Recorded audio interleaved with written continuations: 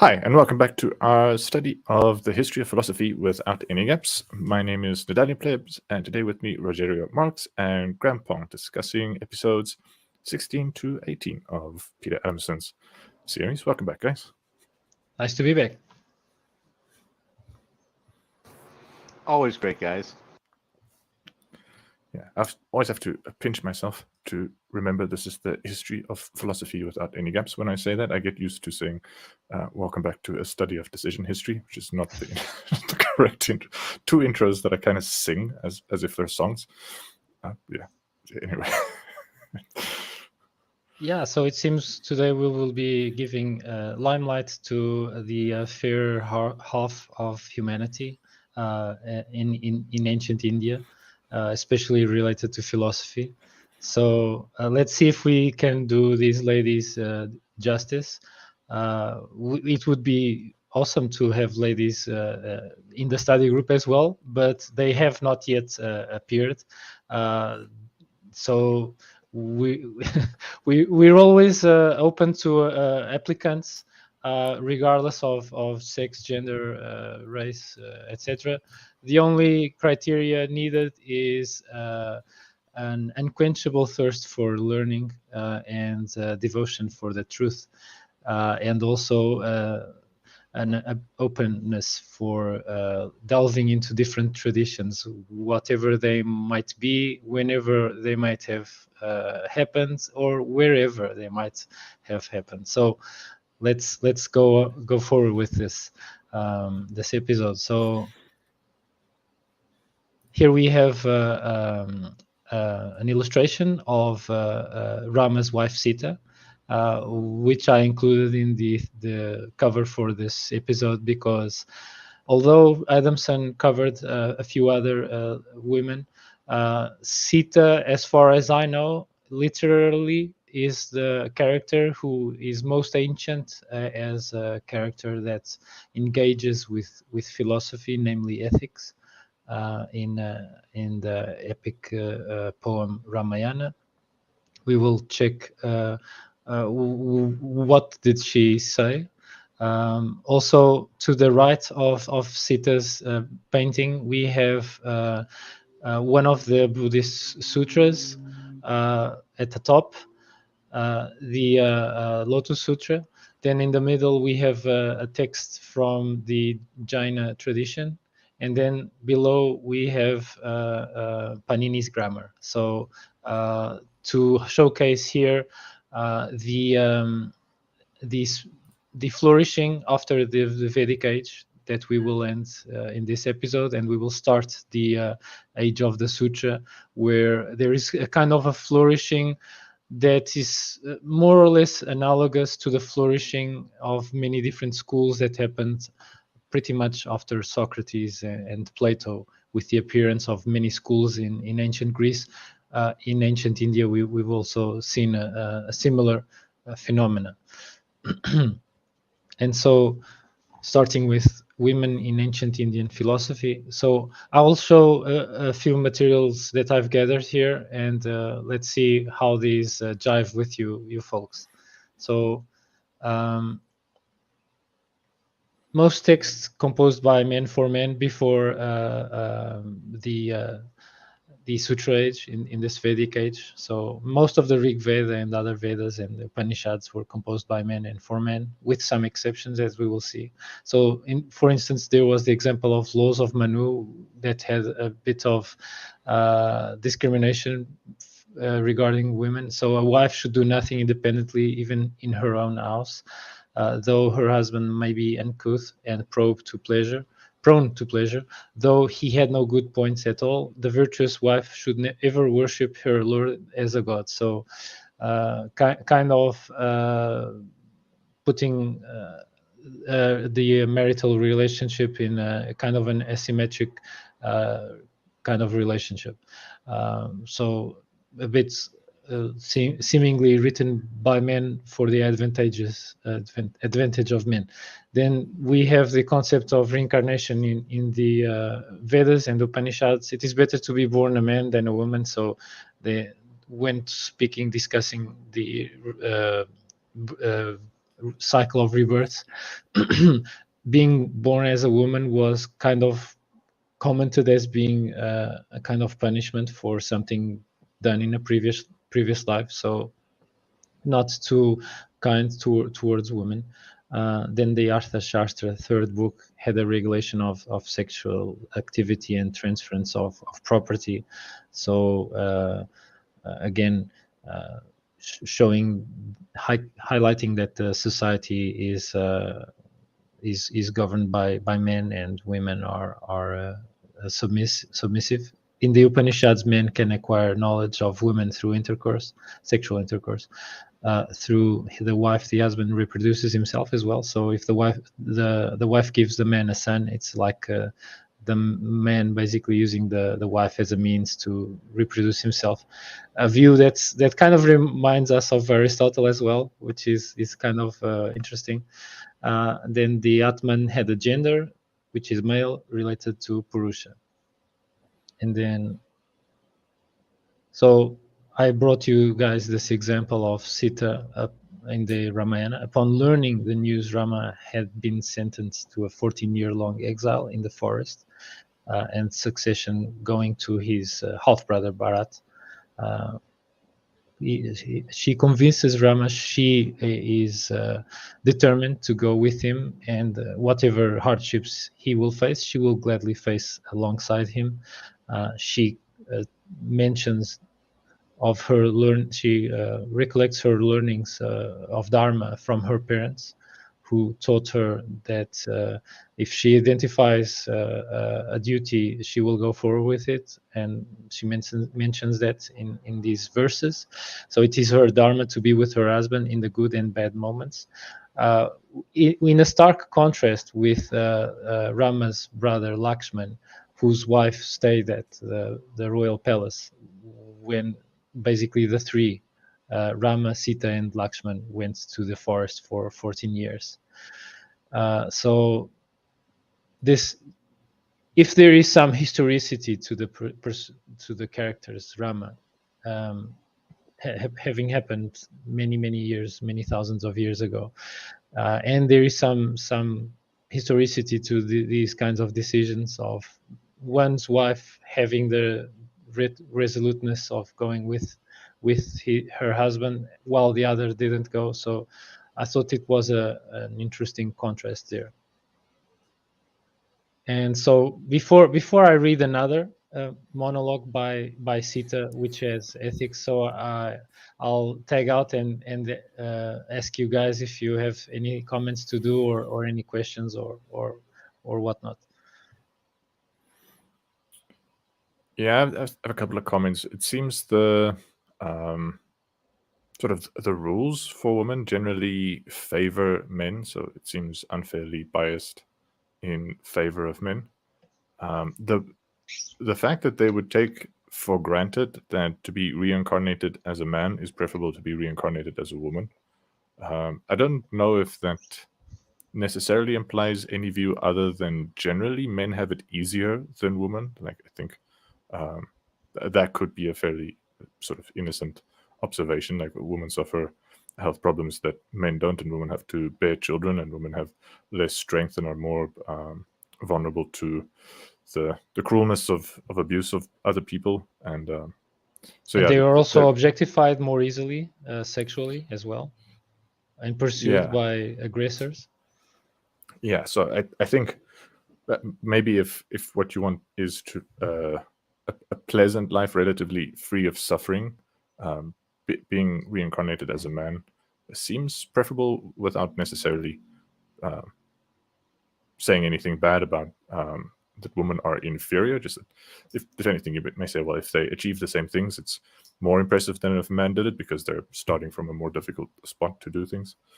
And then there's this notion of a man being able to reproduce himself with a woman. Like, it's regrettable the kind of attitude that a woman is sort of a vessel to be used for something. I think that can go in either directions, but close people who we have an expectation should be close and intimate, just using each other for sort of practical ends doesn't sit right with me. But Anyway, the interesting thought was the relation between children and progeny and sort of descendants and reincarnation being a little easier to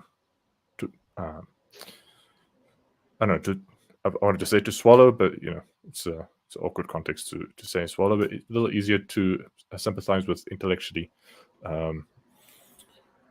than some of the more abstract notions of reincarnation. So like children do kind of take after their parents, and in some cases very much. And like we often hear people use expressions like "you're just like your father" or "you're just like your mother," which is rarely literally true, but it's often close enough that you can see some sense in the idea that people can live on through their descendants, their children and their grandchildren, and so on.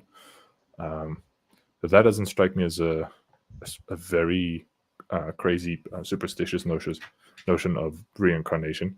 And if anything, the idea that people should then think of their afterlives as in the ways they will be living through their children and their grandchildren and their grandchildren's children is more or less what we would these days say, like think of future generations with regard to, say, global warming or whatever. Like think just, it's not just our interests that are at stake, it's also the interest of future generations. And in some sense, our future generations will be us, where our identities are partly fused with future generations. So it doesn't make too much sense to think of ourselves as isolated from future generations entirely.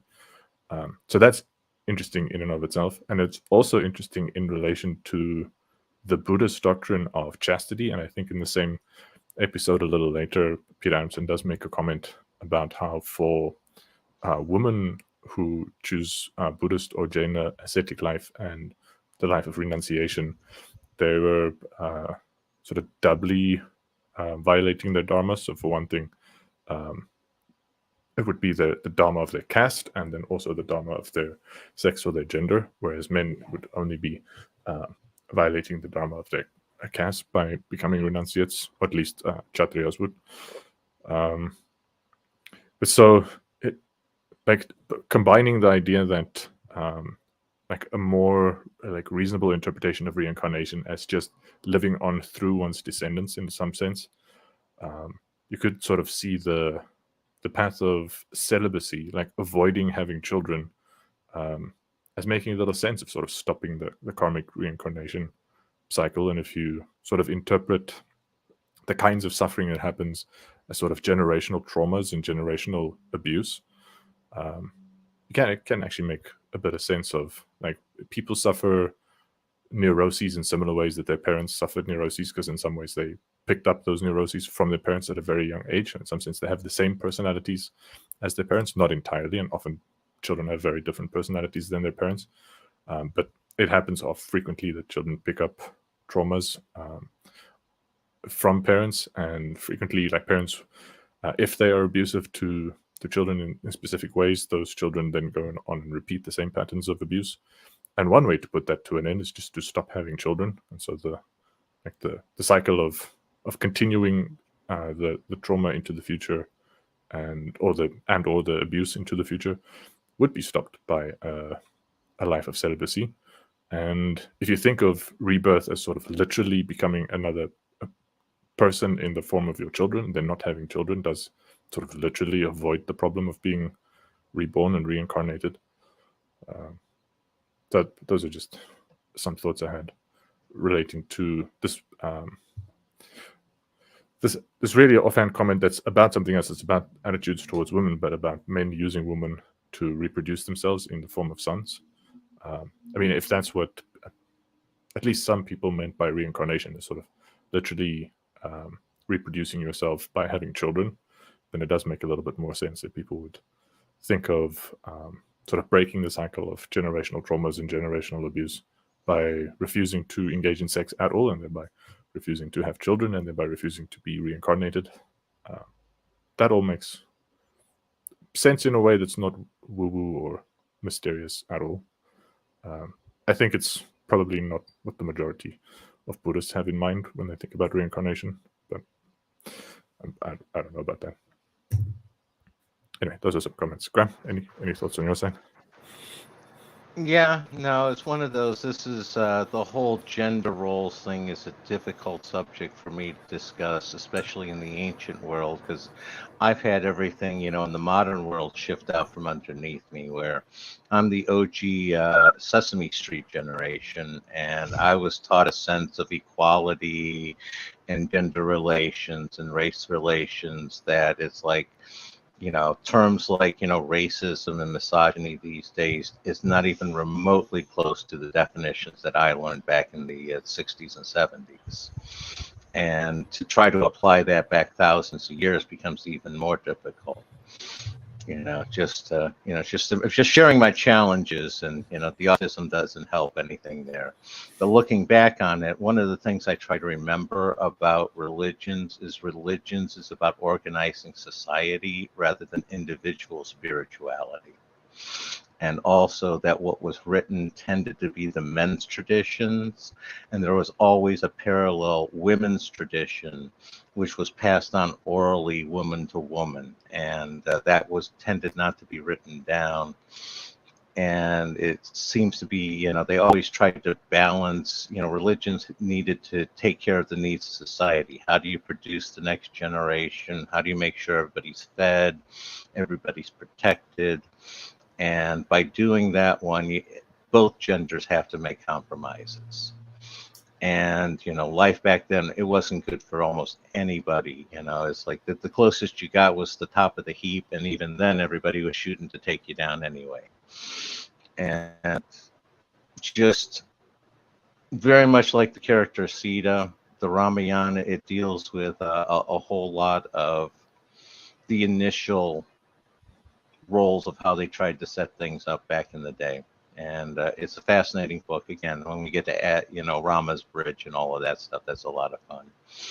But just it's a challenging area to try to go back there and try to say, what's misogyny, what's misandry, which is the hate, the opposite attitude towards men, where men are inherently inferior, because that exists in the world at times. And I was just going to tag off on that with just the challenges and trying to look at it more as an organization of society as opposed to individual dictates. Tagging out on that. Yeah, thanks you both. Yeah, I also tried to use these terms, misogyny and misandry, because we are talking about really different time periods and really starkly different cultures, and these are umbrella terms anyway. And maybe what could come out of our presentation and our conversation as well is to figure out if today we are doing what we can to honor the specific attributes from biology that women possess, which is the biological predisposition of creating entire human beings out of a very small start and a very small participation of a male. And also the position par excellence that women have as the very first teachers of the new generation.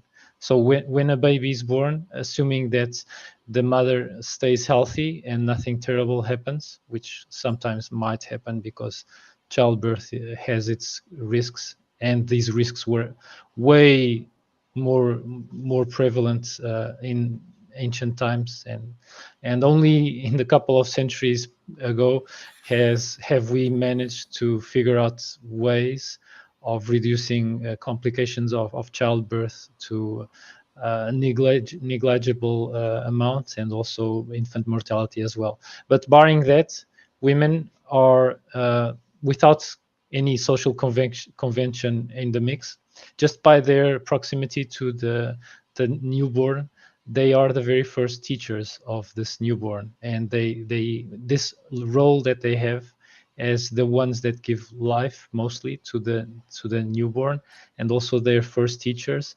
One question that pops in my mind often after I talked with a a woman who was critical of the excesses of liberal feminism, was this, the question is, are we doing what we can to honor these challenges and roles that women have, even discounting all social conventions? So I'll leave it at that, and maybe for us to kind of sidestep projecting our own kind of social conventions on whatever has been happening in ancient India. I attempted to do that by sharing a few source text excerpts with you guys. So following this slide, I have a monologue very ethically charged by Sita addressing Rama. So let's go into that. So in the Ramayana, during this exile in the forest, Sita addresses her husband Rama thusly: "One little slip the great may lead to shame that follows lawless deed. Such shame, my lord, as still must cling to faults from low desire that spring. Three several sins defile the soul, born of desire that spurns control. First, utterance of a lying word. Then, viler both, the next and third, the lawless love of other's wife. So, adultery. The thirst of blood uncaused by strife. The first, O Raghu's son, in thee none yet has found, none o'er ever shall see. Love of another's dame destroys all merit lost for guilty joys. Rama, such crime in thee, I ween, has never been found, shall never be seen. The very thought, my princely lord, is in thy secret soul abhorred. For thou hast ever been the same, fond lover of thine own dear dame, content with faithful heart to do thy father's will most just and true. Including the father was the one who decreed the exile. So he faithfully went through with his duty to observe the exile. Justice and faith and many a grace in thee have found a resting place. Such virtues, prince, the good may gain, who empire o'er each sense retain, and well canst thou, with loving view, regarding all, each sense subdue. But for the third, the lust that strives, insatiate still for others' lives, fond thirst of blood where hate is none. This, O my lord, thou wilt not shun. So this was the I enjoyed listening to the audiobook on the Ramayana very much, and when I chanced upon the part in which Sita gives an ethically charged monologue to Rama, it was kind of like a lighting up, because this is a rare occurrence in ancient literature in which a female character gains the lead and dictates relevant, philosophically relevant ideas, sheds some light on important issues, what is a right path of life and what is not. And so this is showcasing the potential roles of sisters, wives, daughters, to give their female perspective to males, and give them advice that they might not intuit by themselves due to their solely male perspective.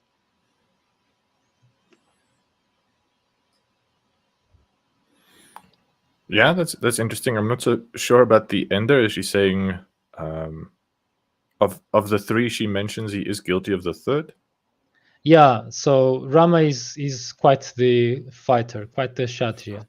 He, however, has only dedicated violence to actual demons. But he seems to relish in it. He seems to enjoy it. So he's not kind of doing it like, this is my duty, I'll just do it dispassionately. He kind of seems to get a kick out of it. So she kind of reproaches him on that. At least that's what my interpretation was. I see. So, Yep, that's always my take. That Rama loved war for war's sake. Just enjoyed it. Yeah, part of it's the challenge, part of it's the the conquering, but he didn't need a reason for it. He just any reason's a good reason. Tag. Yeah. So basically, 10,000 demons appear for him to use as target practice. In less than an hour, he dispatches them with his bow, as if probably he was firing it like a machine gun or something like that, with projectiles that are smart projectiles or something like that. So yeah, that's so basically, in a nutshell, Ramayana is quite ethically relevant even today, and also it's very powerful in regards to superpowers and awesomeness in terms of combat descriptions and whatnot. It really combines them really interestingly. I would say that it's ethically more exemplary than the Greek myths, as I mentioned before. But yeah, we can learn something from any myth practically if we look at it to draw from them lessons on human nature. Okay, so we also have Gargi Vaknavi. So she's Brahmavadini, so a female Brahmin, the earliest that we know about. She composed several hymns in the Rig Veda. So this is the one of the exceptions that I was mentioning, alluding to when I mentioned that, okay, most of the texts are written by men for men, but Gargi is an exception. She questioned the origin of all existence in one of the dialogues in which she participates. So she has two dialogues, both of them with Yajnavalkya, that Chad philosopher that we already start to become acquainted with since the beginning, since these episodes on India, and another on yoga and the text Yoga Yajnavalkya. And so to give you guys an idea of what went down in the Brihadaranyaka Upanishad, where she talks cosmology with Yajnavalkya. So her initial dialogue with Yajnavalkya tended to be too metaphysical, such as unending status of the soul, away from practical situations. She then changed her approach and asked him pointed questions related to the environment existing in the world. The question of the very origin of all existence. Her question was specific when she asked him, since this whole world is woven back and forth on water, on what then is it woven back and forth? A question that related to the commonly known cosmological metaphor that expressed the unity of the world, its essential interconnectedness. The sequence of her posing a bevy of questions to Yajnavalkya and his replies are narrated as on air, Gargi. So water and it's resting on air. On what then is air woven back and forth? On the intermediate regions, Gargi. So kind of maybe interpreted as ether or void. On what then are the worlds of the intermediate regions woven back and forth? And also this woven back and forth is clearly the metaphor or a visual of the shuttle going back and forth when weaving is taking place. Then he replies, on the worlds of the Gandharvas, Gargi. And then she continued with an array of questions such as, what was the universe of the suns? What were the moon, the stars, the gods, Indra and Prajapati? Gargi then pressed on with two more questions. Gargi urged Yajnavalkya to enlighten her on the weave of reality and asked, that, O Yajnavalkya, which is above the sky, that which is beneath the earth, which is beneath these two, sky and earth, that which people call the past and the present and the future, across what is woven, warp and woof? Yajnavalkya answered, space. Gargi was not satisfied and then posed the next question. Across what then, pray, is space woven, warp and woof? Yajnavalkya answered, verily, O Gargi, if one performs sacrifices and worship and undergoes austerity in this world for many thousands of years, but without knowing that imperishable limit indeed is that work of his, across this imperishable is the unseen, O Gargi, is space woven, warp and woof. Then she asked the final question, on what was Brahman, world of the imperishable? Yajnavalkya put an end to the debate by telling Gargi not to proceed further, as otherwise she would lose her mental balance or her head would shatter, according to the translation. This riposte put an end to their further dialogue at the Conference of the Learned of King Janaka. However, at the end of the debate, she conceded to the superior knowledge of Yajnavalkya by saying, "Venerable Brahmins, you may consider it a great thing if you get off bowing before him. No one, I believe, will defeat him in any argument concerning Brahman." And so this was what went down more or less between Gargi and Yajnavalkya, which showcases how she was an active character here. She drove the dialogue forward, and she clearly engaged in philosophy as if it were nothing special. She being a woman. So yeah, feel free, guys, to interject and comment. Yeah, it's difficult for me to appreciate the value of that conversation other than just it's a woman talking. So I don't quite get. I said something similar about the Greeks, the fascination with trying to come up with sort of just dream up explanations for the origin of the whole cosmos. I guess I said at a point in history where it seems a little futile to do that just by engaging in dialogue without the assistance of advanced measurement equipment and advanced scientific theories and everything. So maybe for those people, it wasn't obvious that they wouldn't get far without advanced equipment and advanced theories. But yeah, it's still a little difficult for me to sympathize. The part, yeah, I guess we're talking about just the role of women, and so yeah, I think compared to the Greek tradition we've seen so far, we've not really seen, at least up to the point where we've discussed the history so far, any woman philosopher engage in this much detail in a dialogue. There was maybe, I think there was one woman, I forgot her There were name. three. So Sappho of Lesbos, who engaged in philosophy but also in poetry. Then there was Diotima, who might have learned from Sappho. And then there was also Aspasia, who was quite close to Pericles, and probably Socrates and Plato might have learned a few with her, and also Diotima. Yeah, so I think it was Diotima that starred in one of the dialogues that we looked at. So yeah, I'm just thinking the symposium, Plato's symposium. Yeah, so there was Diotima, and she had a shorter part, and so there seems to be a couple of a woman having dialogues in the Upanishads and I think it's in the Upanishads. What text is this again? Is this still in the?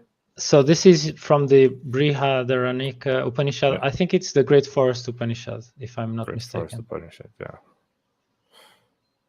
So yeah, so it's interesting that women seem to be participating more in the Indian tradition than in the Greek tradition.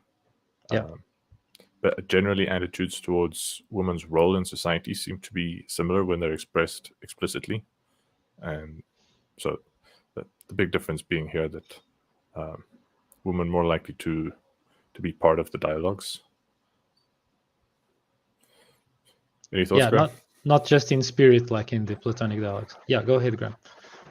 Yeah, no, I was going to say it's what I found interesting is that it's not unusual for a woman to be invited to the Council of the Learned, is what it looks like to me, because this is where, since she was there and invited, she's expected to be able to participate in this sort of debate. At the end, she's basically saying that while he wasn't able to answer her questions, he was still the most learned that she's ever come across. And that's part of where they're hitting in the idea of trying to express things that can only be experienced but can't be put into words per se, sort of like the experience of blue. You say blue, other people have experienced blue, so we can all relate to the word. but the actual experience of blue is something that we can't put into words. We can only sort of capture it and sort of encode it. And I think that's a lot what he was getting at the very end. And it tells me it's like I so much like it better when they just settled on turtles all the way down. It made it so much easier. Yes. Yeah. Okay, so let's move forward to another really major character who was a woman and also quite wise. So Sulaba, who had a debate with this king, who was the king of the council of the learned, King Janaka. And so in this story, it goes like, once a yogini called Sulaba came to test King Janaka. So not just to debate with him, but to test him. Though she was old and weak, she disguised herself as a beautiful and charming lady, a bit like that witch character in the Game of Thrones. With her yogic power, Janaka received her and treated her with great respect, but she tried to attract Janaka with her beauty. She behaved in amorous ways. Janaka inquired about her whereabouts and told her that he was the disciple of Rishi. He was the disciple of Rishi Panchasika and has renounced all the materialistic pleasures. So despite being a king, he is a renouncer. For him, gold is equal to sand, and added that knowledge is more important to attain moksha, salvation, but not lust and wealth. He further said that it was not right on her path to behave that way. So on hearing his words, Sulaba told him that she belonged to a great lineage and received knowledge and wisdom from Mahatmas. She had come all the way in search of a husband, and having heard about Janaka that he had attained liberation, came to him to propose marriage, but was disappointed. So also in this discussion between Sulaba and Janaka, there's also this situation in which she can even enter his mind, enter his thoughts, and she basically gives him a lecture as well, talks about speech ought always to be free from the 9 verbal thoughts and 9 faults of judgment. So she talks about 18 well-known merits. So they kind of, whoever wrote this dialogue had in mind to give us a situation in which a king, so as to give authoritativeness to this piece of literature, was listening to these wise lessons. Well, Peter Adamson also commented that her wisdom was basically passing through Janaka's body. So maybe a bit of an allusion to how female wisdom ends up in the mouths or mouthpieces many times of men, either men who were their pupils or men who were their sons or something like that. And so often it might not be apparent what the primary source of that wisdom was, if the primary source was a female. And maybe this metaphor of her speaking within King Janaka is a bit like that. So yeah, tagging out and wondering if you guys want to add anything or comment. Yeah, something I liked in observation in the interview with Fraser. I think that was in the next episode. Yeah. Is it Jessica Fraser? I forget her name. Jessica Fraser, yeah. They make the point that in this dialogue, it's Sulaba's ability to reason and her, like, the eloquence of her speech and the insights that give her status.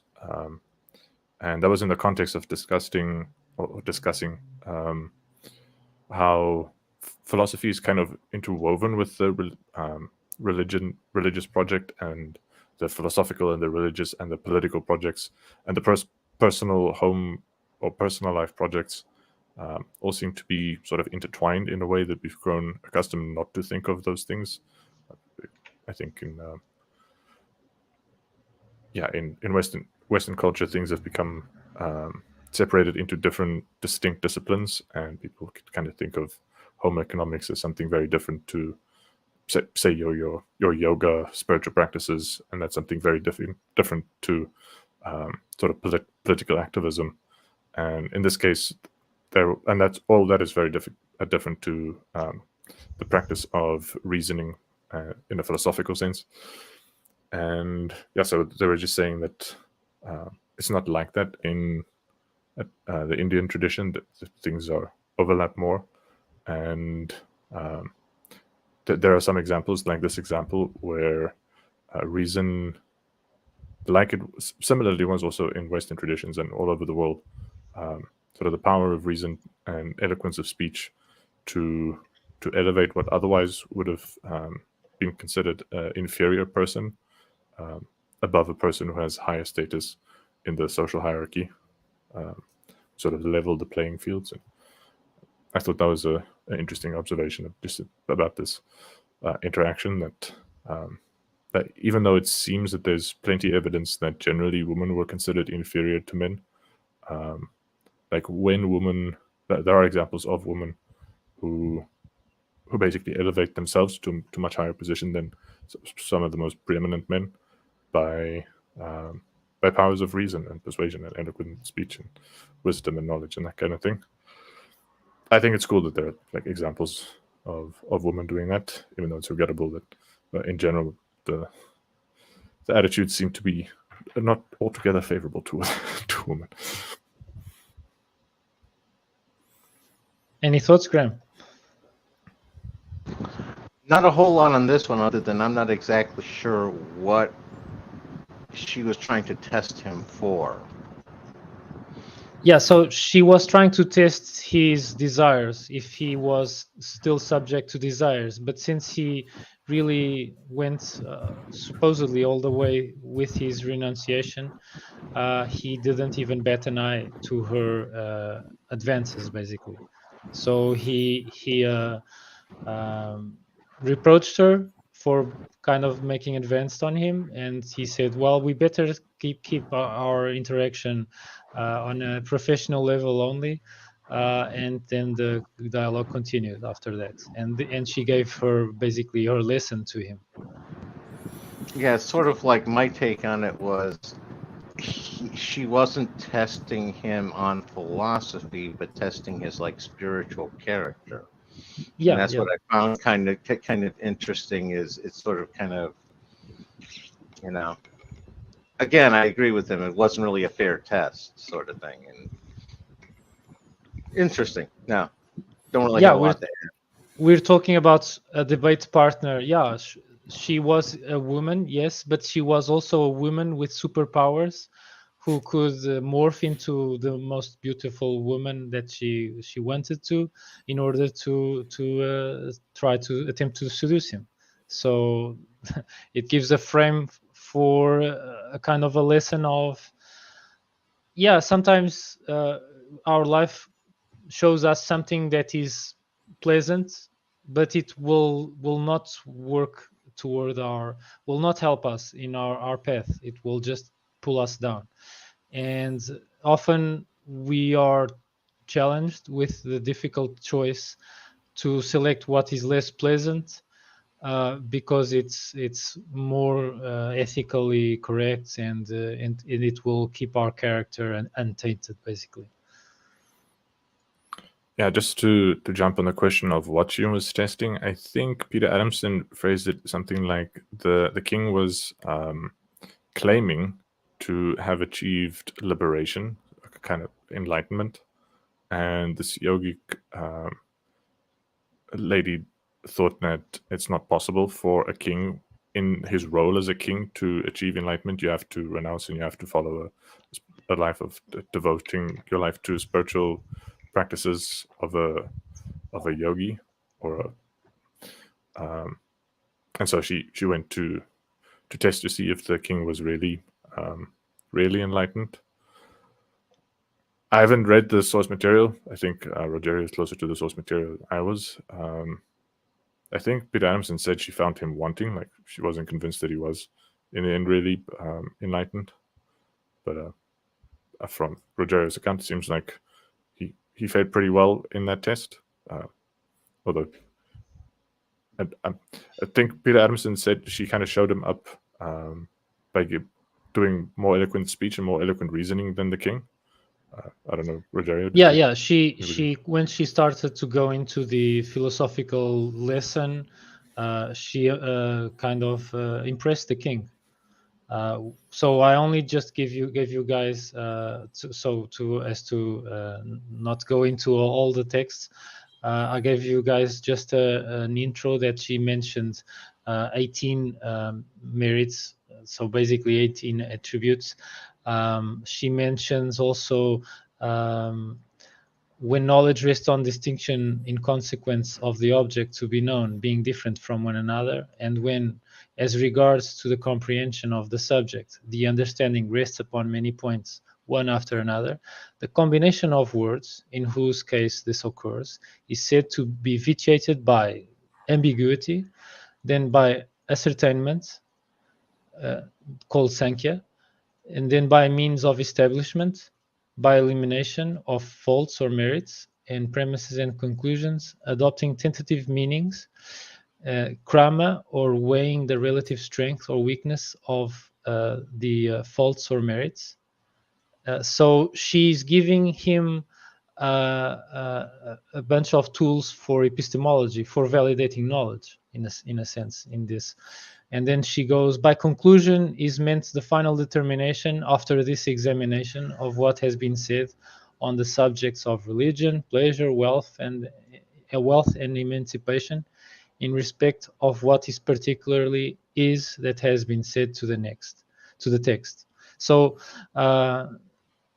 it seems that they are using the writers were using this outrageous circumstance, very unusual circumstance of a king who in fact is a bit like Siddhartha Gautama, who although being a Kshatriya also goes the spiritual path, although with a difference because he was still on the throne, and also with all this supernatural kind of thing that she does in regards to her image, and also how she basically enters his mind and also gives him a lecture on different types of philosophy, so ethics, epistemology, at least this, and so although he claims that he is truly a renunciate and seemed to fare well with her test, maybe as far as I understood, he isn't still with his mind completely aligned with the rest of the philosophy.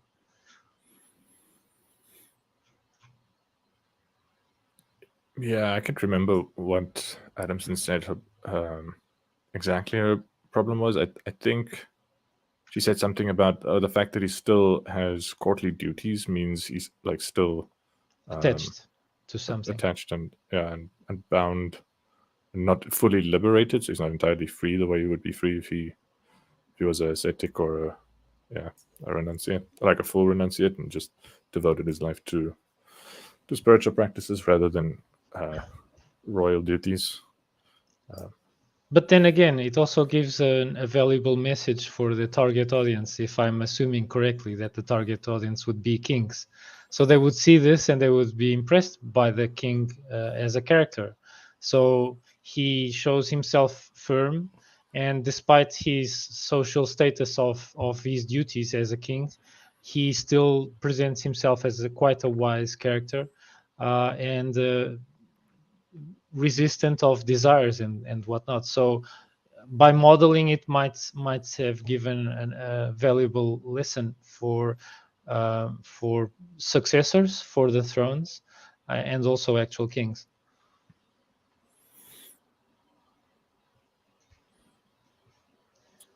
Yeah, that makes sense.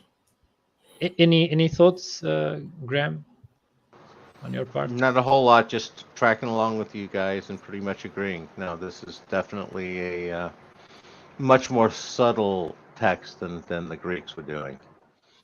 Again, Plato, you can see he's a ham-handed playwright, so tagging on that.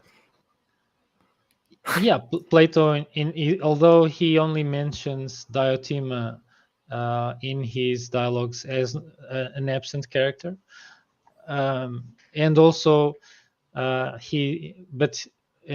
there's Xenophon, who in his Memorabilia wrote about a conversation involving Aspasia.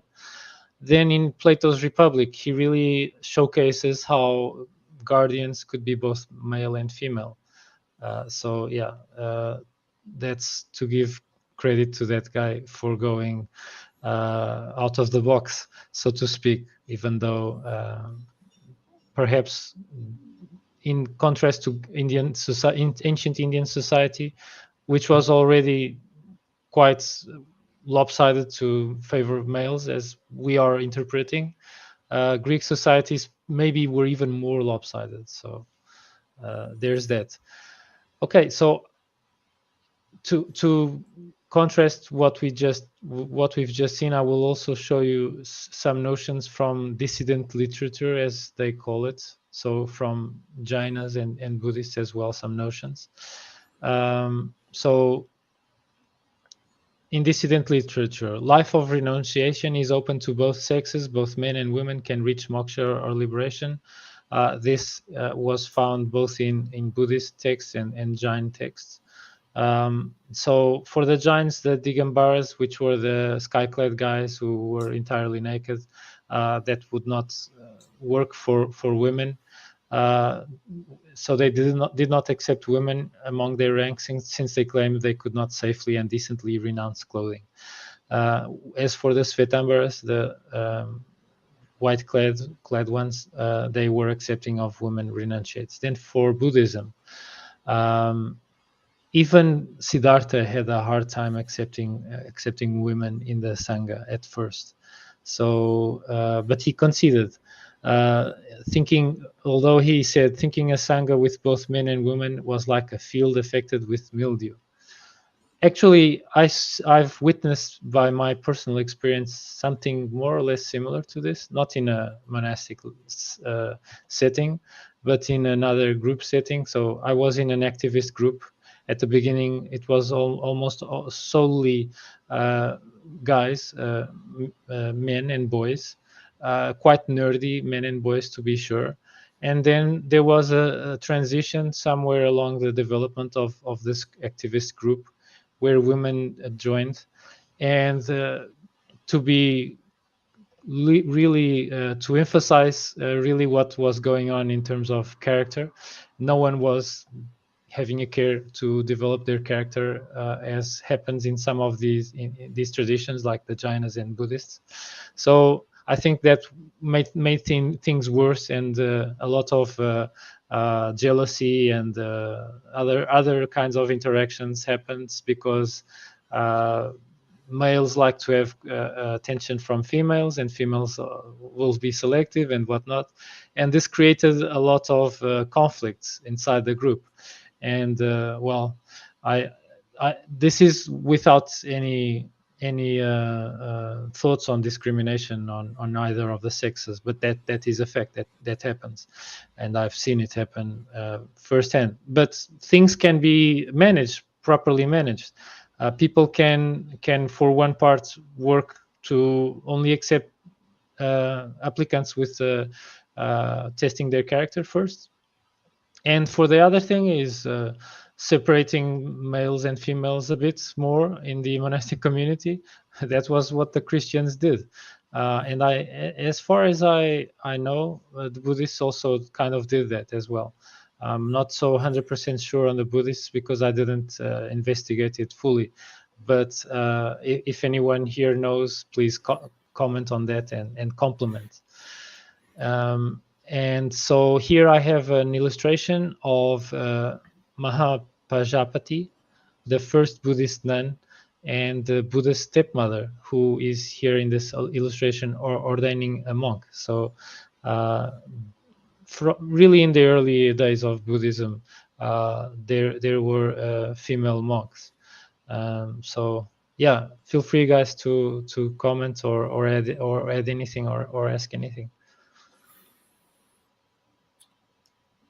Yeah, it's just every time the Buddha comes in, I'm now reminded like how unsure we are about what Siddhartha's personal opinions about this was. So like every time I kind of, and it's stupid, it's pedantic, but just to say like kind of allegedly the Buddha had a problem with accepting women. Yeah. If you look at a map of India, and you can get some sense of just how far away Sri Lanka is from Nepal.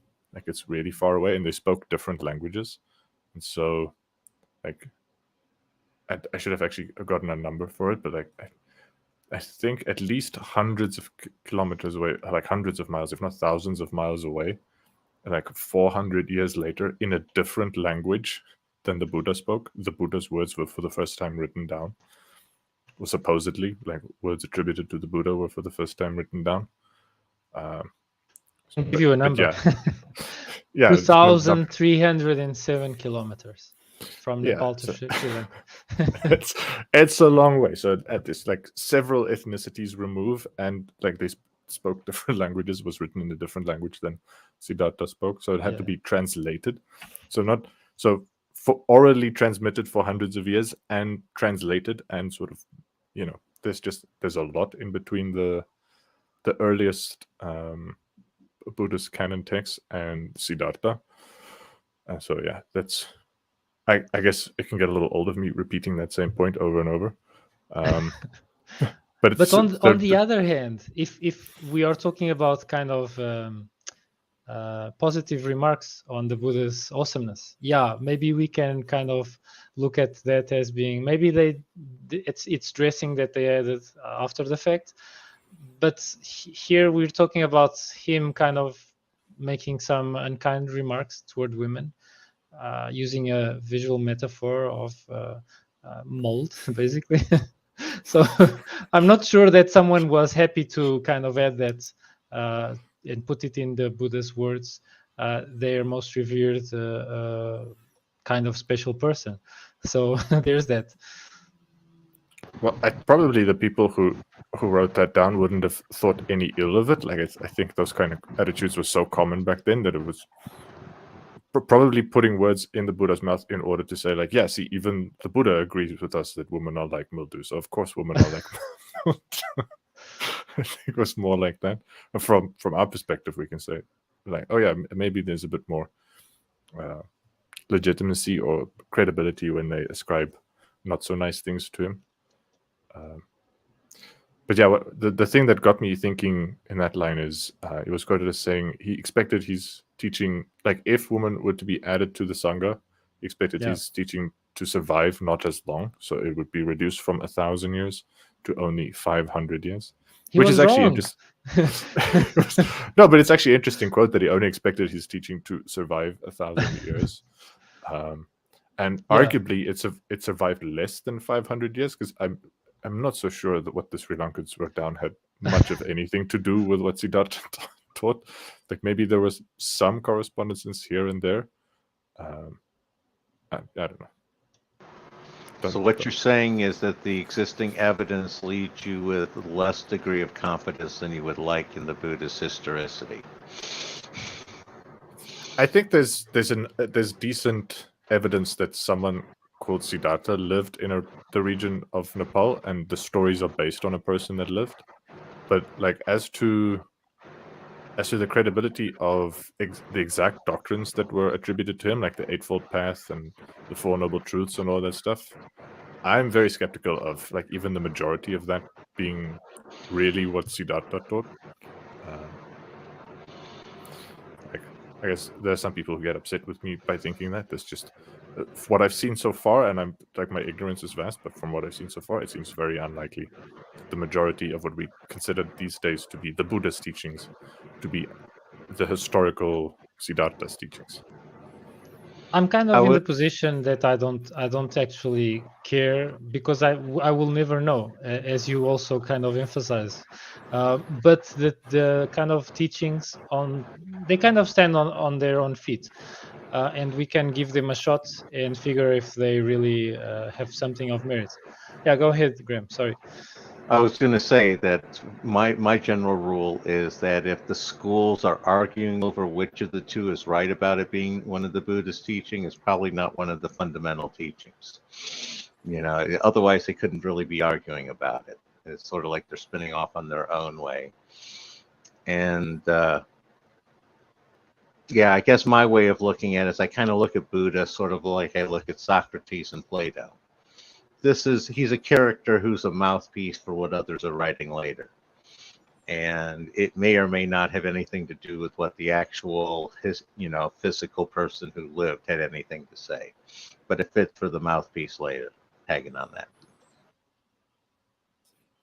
Yeah. So all I'm like just to bring us back to women and stuff, like I think this is likely more reflective of attitudes in Sri Lanka around the time, like the turn of the century, like around the beginning of the Common Era. So maybe around the 1st century BCE or the 1st century AD, around that time.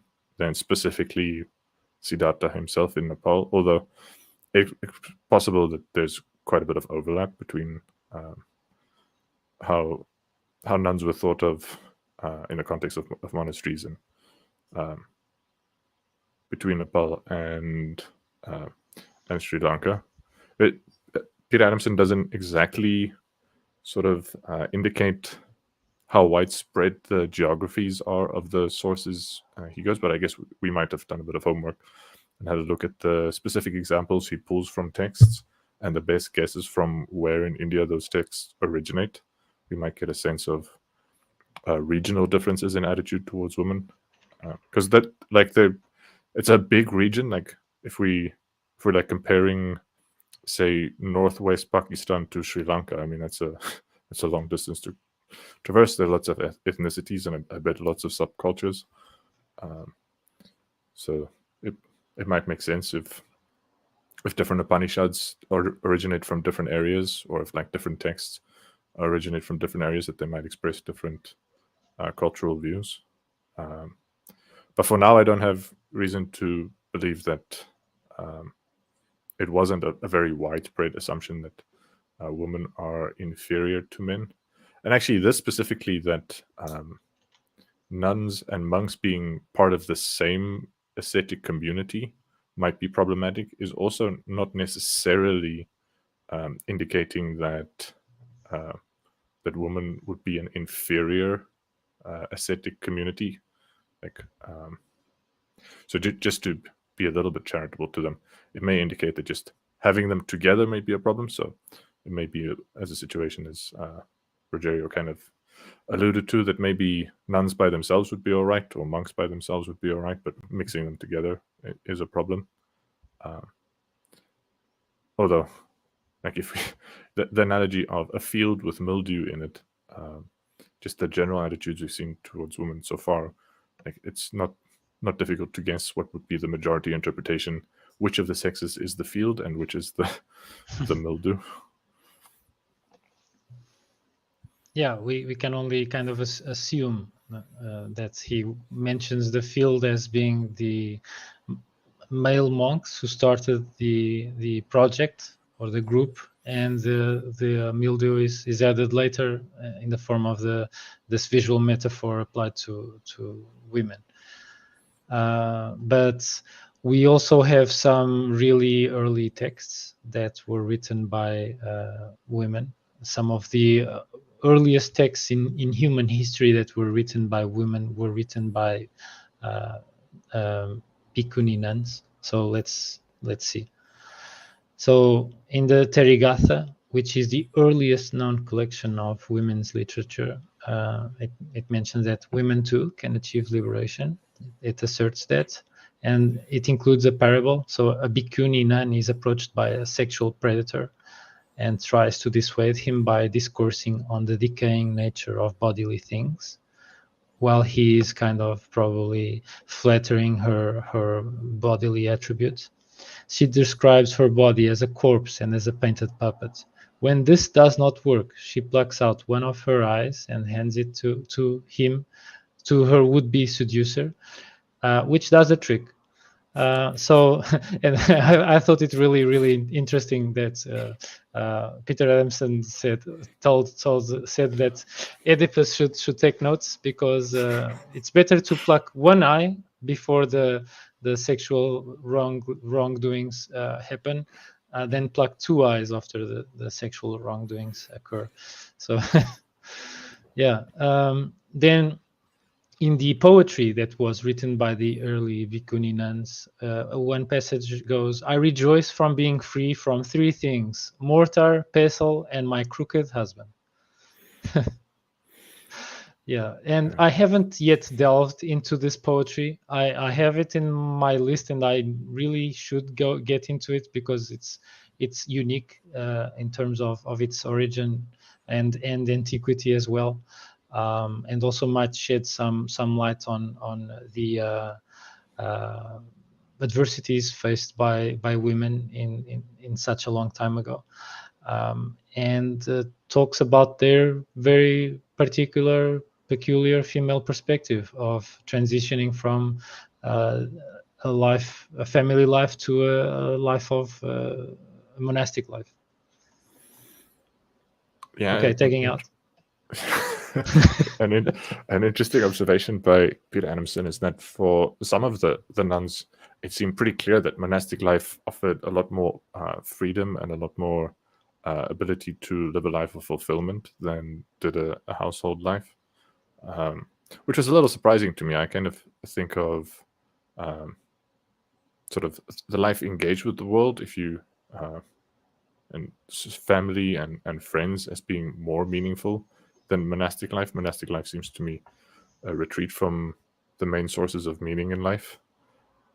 But I guess if you have a crooked husband and you live in a society where it's your job to worship your crooked husband like a god, no matter how crooked he is, and especially if they were lesbians. I know sexuality isn't really discussed in these things, but like a subset of women just aren't sexually attracted to men at all. Some women are asexual. The same goes for men. Some men are homosexual, some men are bisexual, and some men are asexual. And so if you're really not into it, you may actually find some relief by just walking away from it all and joining a monastic community.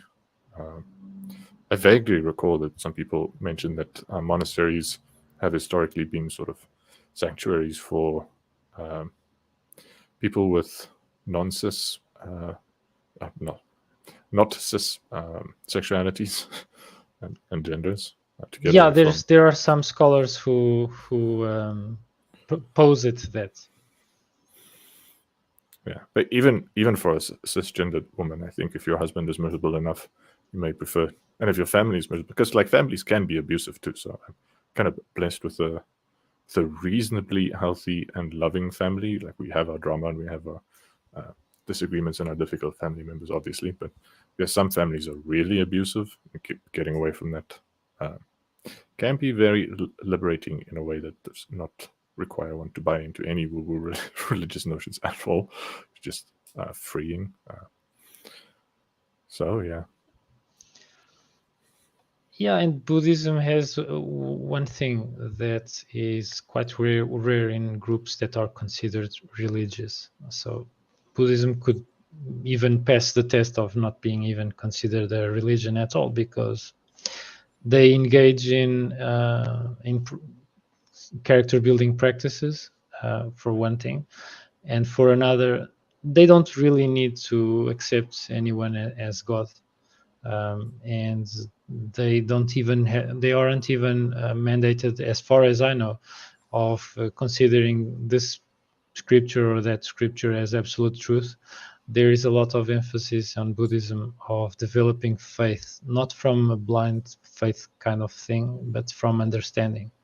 And so there is a lot of emphasis on philosophical learning and philosophical dialect between the participants, rather than kind of proselytizing and beating others on the head with a dogma until they accept it by repetition or or by submission. So Buddhism in this regard is quite different, as far as I know, from Abrahamic traditions. I might be wrong. There might be groups of Buddhists that are they don't fit with these kinds of virtues.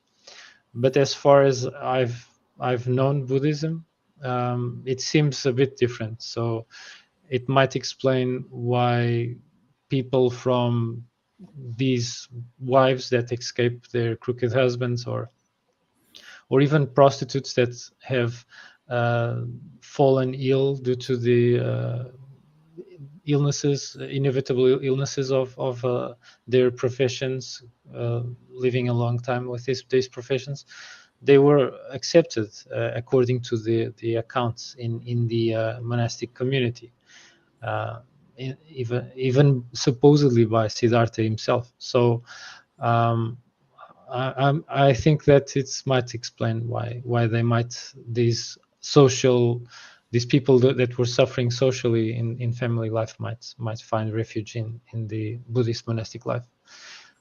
Okay, tagging out, guys. Yeah, I do think it's worth noting that while the mortar and pestle might have been unavoidable there, neither Buddhism nor Hinduism actually recommends the crooked husband for a woman. So that's not actually a function of misogyny. That's just a function of a really, really horrible human being as a husband. And again, I agree. Getting rid of that crooked husband is a good thing. But I think it's worth noting that crooked husband isn't recommended or really part of the religion. He's just part of the humanity that's trying to get herded. Tag.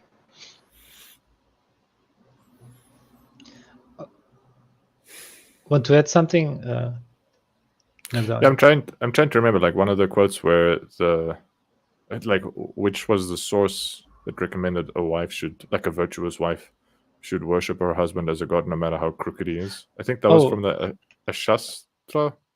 That's Arthashastra. Arthashastra from Katirya. Was that? I'll confirm.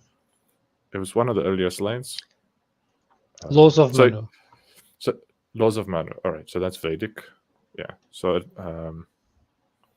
so it's not part of the religion that husbands should be crooked, but it is part of the religion that women should worship their husbands even if they're crooked. That seems a bit harsh. Yeah. And their marriages are arranged. The woman in their early teens or even infancy doesn't choose the man, and so it's kind of like the Russian roulette, arranged marriage kind of thing.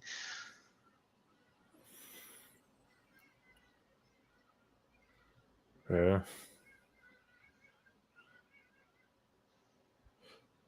But yeah, in Buddhism, you're right. I don't think in Buddhism the same rules apply. So that's specifically a Vedic text, and the Vedic text seem to be happy to contradict themselves. So I'm not sure how common that sentiment was, that like a woman should worship her husband no matter how bad he gets, or if that was just like one of the texts. I have no sense of like how high regard the Laws of Manu was held, or how widespread a region they were influential in. I would have to purely speculate about that, or we could wait for Rogério to Google it real quickly.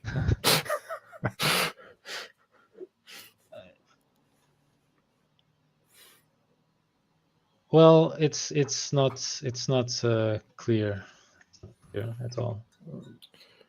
Yeah.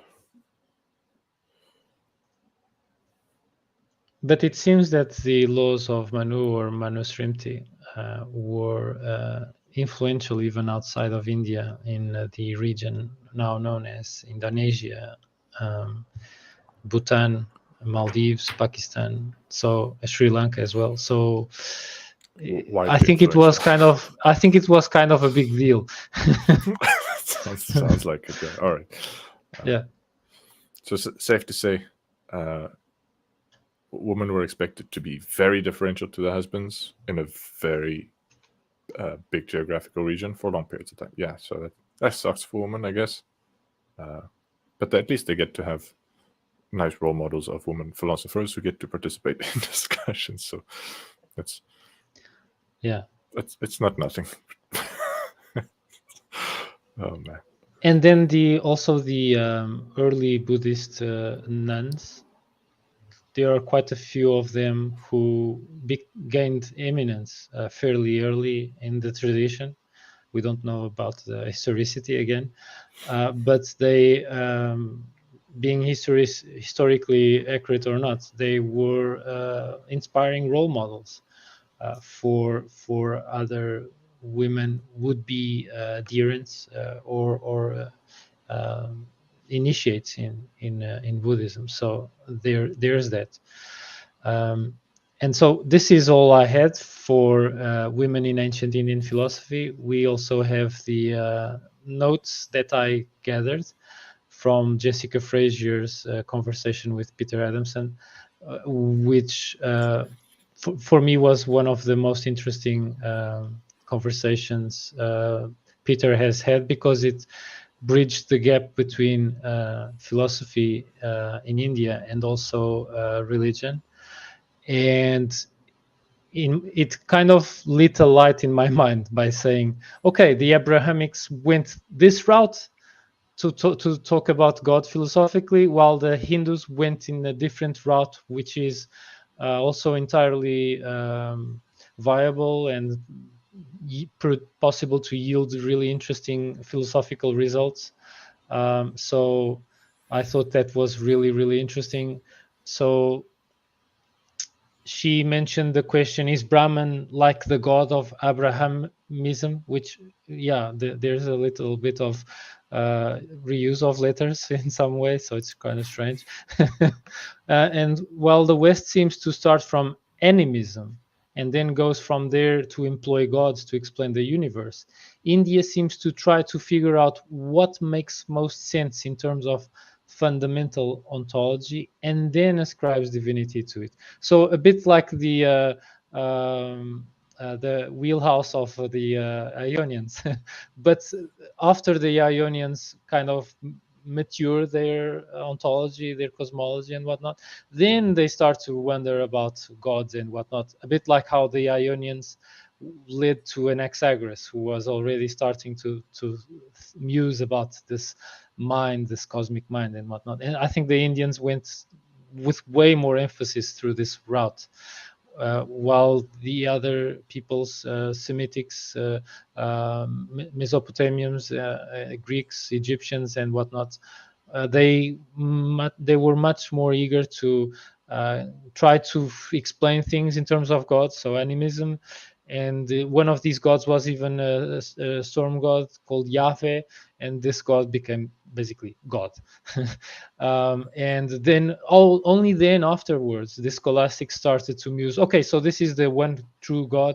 So how do we characterize him? We need to characterize him. We need to figure out what this God is like, so we can infuse it in our scripture, or at least use it to explain our scriptures. And so it must be uber powerful and whatnot.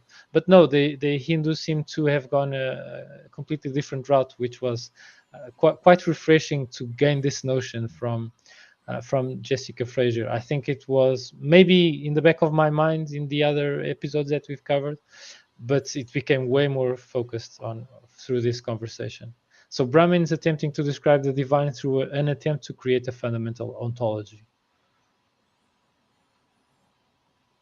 So any initial words on this kind of approach? What do you guys think?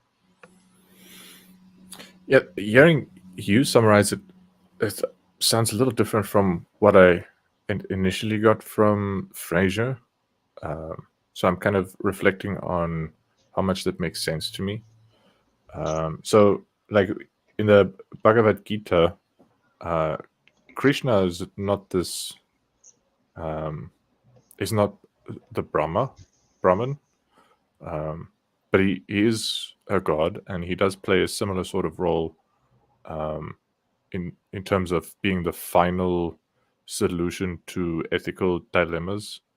Sort of devotion and worship of Krishna will help you resolve your true dharma, like the right thing to do. And in the Abrahamic religions, God is a lawgiver, so he gives the laws for right conduct. And the reason the laws have authority is because their source is God. And like, I think Krishna puts himself in a similar position. Like, the reason it's right for you to do this is because a God ordered you to do it. Like, I'm ordering you to do it. That is why you should do it. It's one of the reasons he gives. He gives other reasons as well. So it's not an absolute thing. So I'm not so sure like that exact difference holds up that much. Like, something that does seem to hold up pretty well is she makes the point that in the whole of the Bible, there isn't all that much interesting metaphysics to sink your teeth into if you're interested in doing metaphysics. Whereas in the Hindu scriptures, there is quite a bit of metaphysics, and their metaphysics often revolve around discussion of Brahman, or the ultimate source of all reality. And yeah, so in the Western tradition, the Greeks started doing metaphysics, and not in the context of Abrahamic religion. So it's in a different context. And historically, they've been somewhat at odds. The two traditions, often they would overlap, but very often philosophers would be in opposition to Christian theologians. Some of the best philosophers happen to be Christian theologians, so it's not a perfect divide, but often they would sit in different departments in universities, and they'd have different bitter disputes. Whereas it seems like any of the religious traditions in India had their philosophers, and it wasn't so common for philosophers to be entirely separate. Although Fraser does say the Indians did have well-developed sciences, though that was developed independently of the religious strain of thought, and those sciences were well respected, and they were the sort of the domain of the intelligentsia, which originally were the Brahmins, and who were the holy people, the teachers of wisdom and ethics, and how to do rituals correctly and all that kind of stuff. So yeah, I think I'd have to. I need a bit more context of the history of Indian philosophy to know how much that checks out. The way I understood it was like one of the comparisons that Jessica Fraser made between the Abrahamic religion or traditions, let's say Western traditions and Indian tradition, when it comes to sort of the absolute eternal divinity, is that in the Indian tradition, the main way to approach the thing was basically the ontological argument turned on its head. Where in the ontological argument, people start with a perfect notion of God, and then argues or tries to prove that because that notion is perfect, it has to exist, because existence is better than non-existence, and so you can't have a perfect thing if there's some better way or some better thing, and so that the best thing obviously has to exist. I think that's a rough statement of the ontological argument. Whereas the Indians use what she calls a cosmological argument, and they just say, like, let's start with something that exists, the thing that definitely exists, that makes the being and non-being of everything possible. That thing, let's call, like, whatever that is, or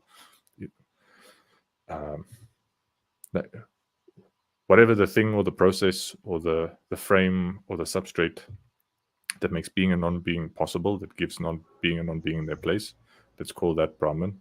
So I don't actually call it God, because they use a different word for it. Like, from a Western perspective, we say, like, oh, that's a bit similar to what a lot of people have in the West described God as.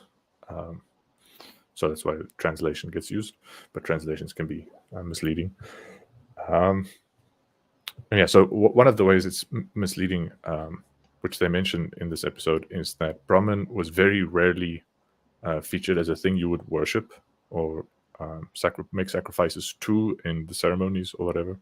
And so more of an abstract philosophical kind of thing that is a deep insight to be reflected upon and understood, and possibly any insights and understanding about it may have implications for ethical insight or wisdom more generally, but it's not a personal being to pray to or to worship to or to make sacrifices to ask for advice or that kind of thing. So yeah, some differences. It seems to me like in the Western tradition, it's quite similar to, say, Aristotle's prime mover. That kind of god of a philosopher is the kind of god this Brahman seems to be, and yeah, it seems there isn't all that much distinguishing philosophers and priests in the Indian traditions, so they don't have so much a distinction between the god of the philosophers and the god of the priests, but they do have this notion, like this metaphysical notion of the fundamental grounding of being and non-being, and then the gods they do worship, like the Krishnas and the Vishnus and the Indras and all those gods that they have stories about and feature in tales that are supposed to be enlightening and that feature in their ceremonies and their rituals and in their prayers and the poems and the songs they sing or whatever. Yeah. So I don't know. Like I said, I think I would need to know a little bit more about the Indian tradition before I could make an easy comparison. And probably I need to know a bit more about the Western traditions as well. That's why we're here. So we little by little, know these a bit better. Yeah. So I'll tag out on that. Thanks. Any words, Graham? Yeah, I was going to say, I've always seen a deep connection between Brahman and the Tao as well, as sort of the fundamental, root of reality / ontology. And my take was sort of like in the West, they started with their definition and then sort of ran with it as far as they could take that definition. And the East was much more principle oriented. In this sense, it's like the West is trying to say, fire's the root of everything. And in the East, it's sort of like there is a root of everything. We're just going to try to whittle away at the definition as we go along and sort of explore it. And it seems like two different approaches. And again, each of them has their advantages and disadvantages. So that's sort of my way of looking at it. Does that make sense to you guys? Tag. Yeah, it does make sense. And I would add that me being coming from the background of science, biochemistry namely, it's really interesting to see that while the West started with the conclusion in terms of theology, and then started to figure out how to make the conclusion work with study of cosmology, either by philosophy or astronomy and whatnot, they would try scholastically to make it work. While in the Hindu tradition, they seem to not kind of attach themselves to a particular conclusion, even showcased by how there were different ontologies in different Upanishads, and maybe even in the earlier Vedas themselves. There might have been differences of perspective regarding the ontology. And they were seemingly kind of more open to different hypotheses. So it seems like the DNA of proper science is kind of like germinating in Hindu tradition in a very specific sense, which seems really interesting.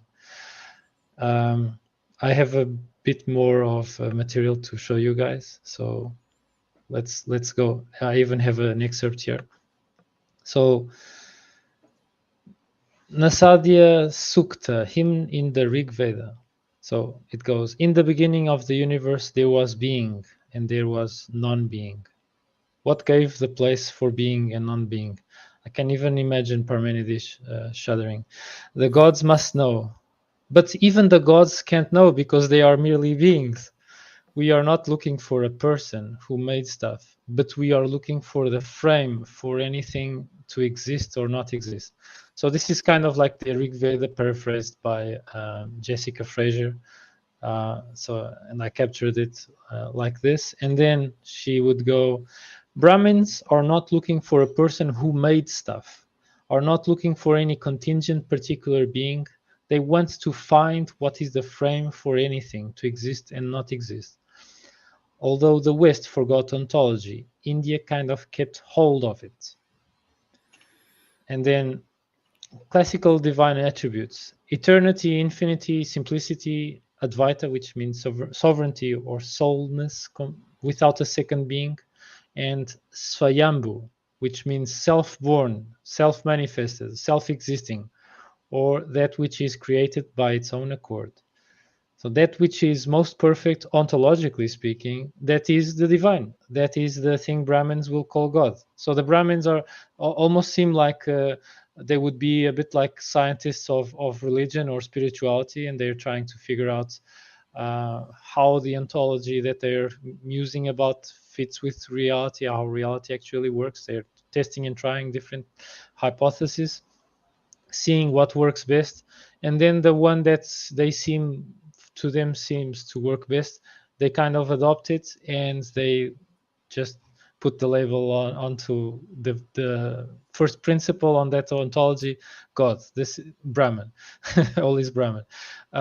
So it is not worship. They did not worship Brahman. That is the fountainhead of religious thoughts and experience. It is rather awe or reflection. So clearly, as you mentioned, much more akin to the God of philosophers than the God of hoi polloi of ancient Greece. And I even, by listening to you guys and Jessica Frazier's words, I'm kind of wondering if the Brahman and the more ontologically minded scripture is a bit more esoteric and a bit more difficult for lay persons to adopt, while these characters that are Indra and friends and whatnot, Prajapati, whatever, that appear in very vivid depictions and whatnot, are more of the exoteric side of this entire tradition, much more adoptable, much more easy for people to understand and pick up, and they are all interrelated within this cosmology. After all, Krishna, the Buddha, and Rama are just three supposed avatars of Vishnu, and then Vishnu is also nothing compared to Brahman. So everything goes back. It's almost turtles all the way down, but they just decided to stop on Brahma, maybe because they didn't want to split their heads or something like that. But it seems that to me that for them they were maybe having this kind of dual approach. So the Brahmins, who were very philosophically literate, probably they would know that these gods are characters that are subservient or subsumed by the Brahman, while the lay people who didn't have time or intellect to learn metaphysics, they would just worship these very visible, evocative characters: Indra, Surya, Yama, whatnot. So I wonder what you guys think about that. Yeah, I'm a little puzzled by the idea that the West forgot ontology. Not so sure in what she means by that. If she means like the Ionians were much more concerned with explaining the fundamental substrate of the universe than were the scholastics, but maybe that's true. But I don't know. I think there's more or less a continuous contingent of Western philosophers interested in the fundamental substrates of being. Maybe they're just, the tradition is not as rich as the tradition she finds in Indian philosophy. I kind of hear this notion that the West has forgotten things, and it often seems like a rhetorical device that I'm not sure bears any relation to reality, or it's unclear what relation that bears to reality. Reminds me of a Viveki that says that the West has forgotten other modes of being, like sort of more embodied modes of being, ignoring a very rich history of athletics education in the West and sports education, like very embodied forms of education. There's a Greek strong. word for that I captured just yesterday, just really quickly. So it's called paideia.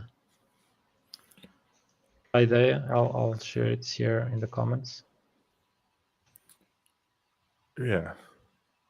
So paideia, which means the rearing and education of the ideal member of the ancient Greek polis or state. And the ideal man within the polis would be well-rounded, refined in intellect, morals, and physicality. So training of both the body and mind was important. So subjects involved rhetoric, grammar, music, poetry, philosophy, arithmetic, medicine, gymnastics, and wrestling. And this was that later spread to Greco-Roman world called humanitas in Latin. The humanities. Yeah, so I mean, educational ideas are rich and varied, but just specifically focused on the embodied aspect, sort of training athletes and training sports is different from training in philosophy or training in mathematics. And it's been a part of Western education since more or less forever, and still is. And there's a lot of rich pondering on how to do it. Anyway, so the point I'm trying to make is I don't entirely buy that the West has forgotten embodied education. Like the only sense in which you can say that is if you ignore the very rich history of Western people talking about embodied education. But I think that's what people have been doing. People have been doing in these last centuries, except for the Renaissance, pretty much ignoring really wise persons like Marcus Aurelius, Zeno, Citium, Epicurus, and the rest, that really made some really nice contributions for ways of being where the tools are laid out for people to minimize suffering and contribute even more for society in a more optimized way. And it baffles my mind that we have almost forgotten the Hellenistic traditions that for Europe, when they were kind of rediscovered from Plato to Epicurus, we had the Renaissance.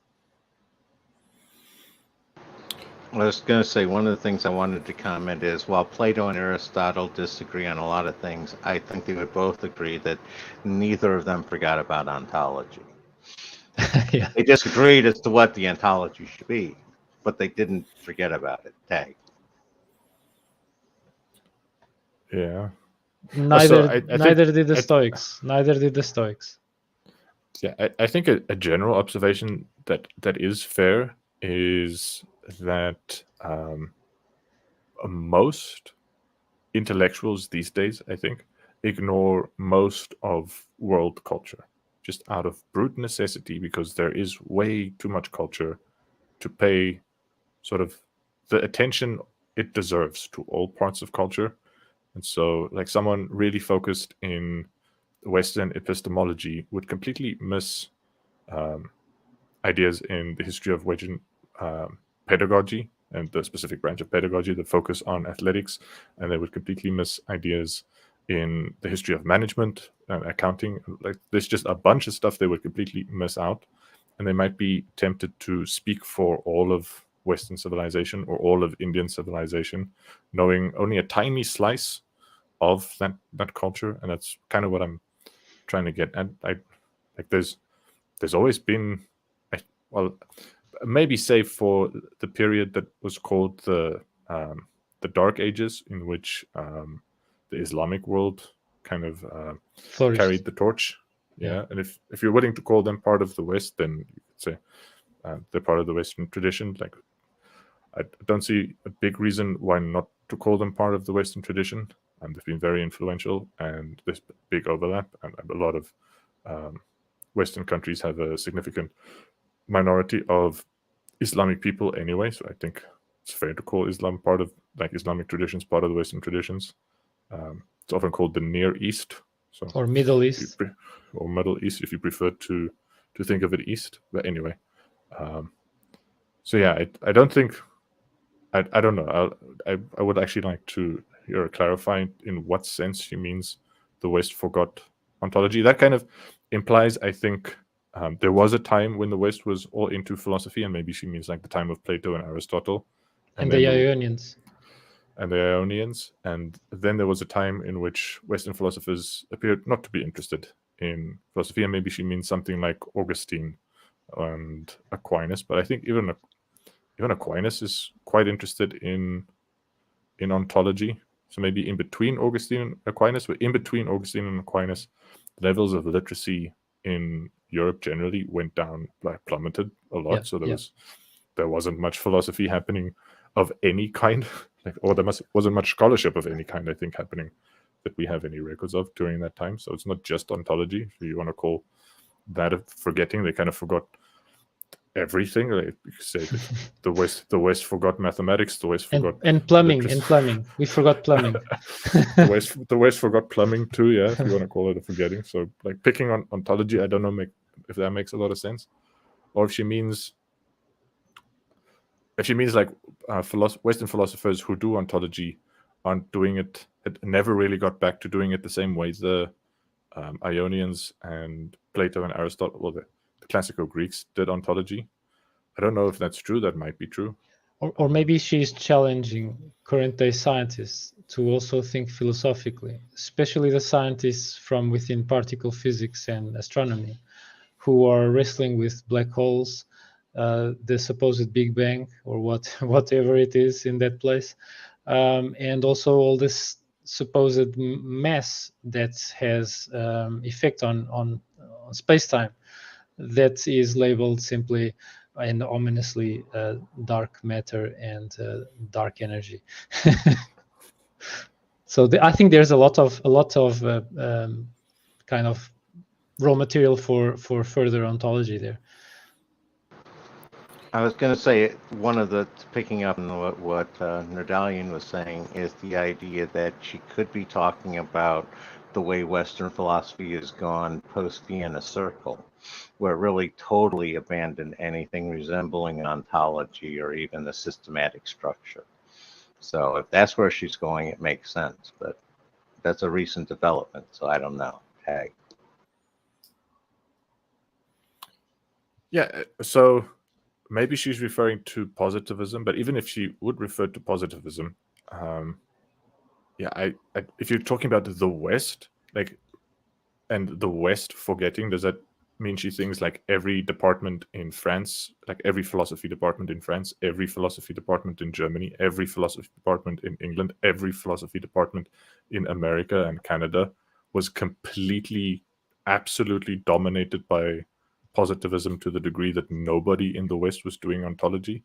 I don't think that's what she means, because that seems very implausible. Like, positivism was maybe an influential movement, but it wasn't. It was never had total control. Like, during the same time, there was still Christian theologians like wondering about Christian ontology, I'm sure, at universities, and Muslim theologians doing Muslim ontology in the West in universities in Germany and in England and in America, and just people in philosophy departments musing about these things, philosophically inclined physicists doing ontology. I'm sure there's, you could go find examples. So I really think that the West is forgotten it's like a meme that I have a problem with. Like, I see it, people use this meme. Oh, the West has forgotten, and I think it's just a rhetorical meme. I'm not sure it refers to anything that actually happened. Well, I'm kind of experiencing first-handedly me showing to people in Europe and the US especially thoughts from the Hellenistic tradition, which they might even have ancestry related to these peoples, like the Greeks and the Italians, and some people are amazed that these people more than 2,000 years ago were figuring out ways of being that are relevant still today. and they are particularly relevant for two reasons. Our society is more prone to stress; it's faster paced, and another is all these tools that would help our minds stay more resilient have mostly stopped being used in formal education, since perhaps when Emperor Justinian closed the philosophy schools, and only monasteries were financed by the imperial government after then, and with the consequent, as you've mentioned, plummeting of overall broad literacy rates. I know for my country, Portugal, our literacy rates only climbed to double digits after we ended monarchy and started our republic, which, to be fair, went through a really dark period of dictatorship. But then we had a second, and still have a second republic, where we have almost full literacy for many decades now. But we've lived for most of our 800 years of monarchy here in Portugal without double-digit percentage of literacy. So there's that. It's kind of a dark age, statistically speaking, of a concrete measurement of our demographics.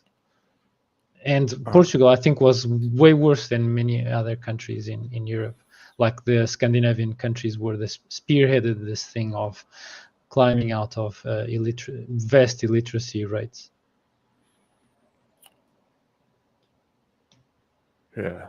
So just a comment about talking to people about, say, Stoicism or Epicureanism, that kind of thing, and them not knowing anything about it. I mean, I think you could have similar conversations with people about geometry, and they would not know most of the theorems in Euclid's Elements. And like, you couldn't use that as an argument to say the West is forgotten geometry. Yeah, but geometry is relevant to some people in certain fields. I think it's not. We can't be sure to say, yeah, it's everyone needs geometry, otherwise their life won't be as good. But there are some lessons in Stoicism where people are living their lives, and they could be dealing way better with small adversities that they are emphasizing are huge, and they lack some tools. They acquire these tools, and they are amazed at how effective they are still today.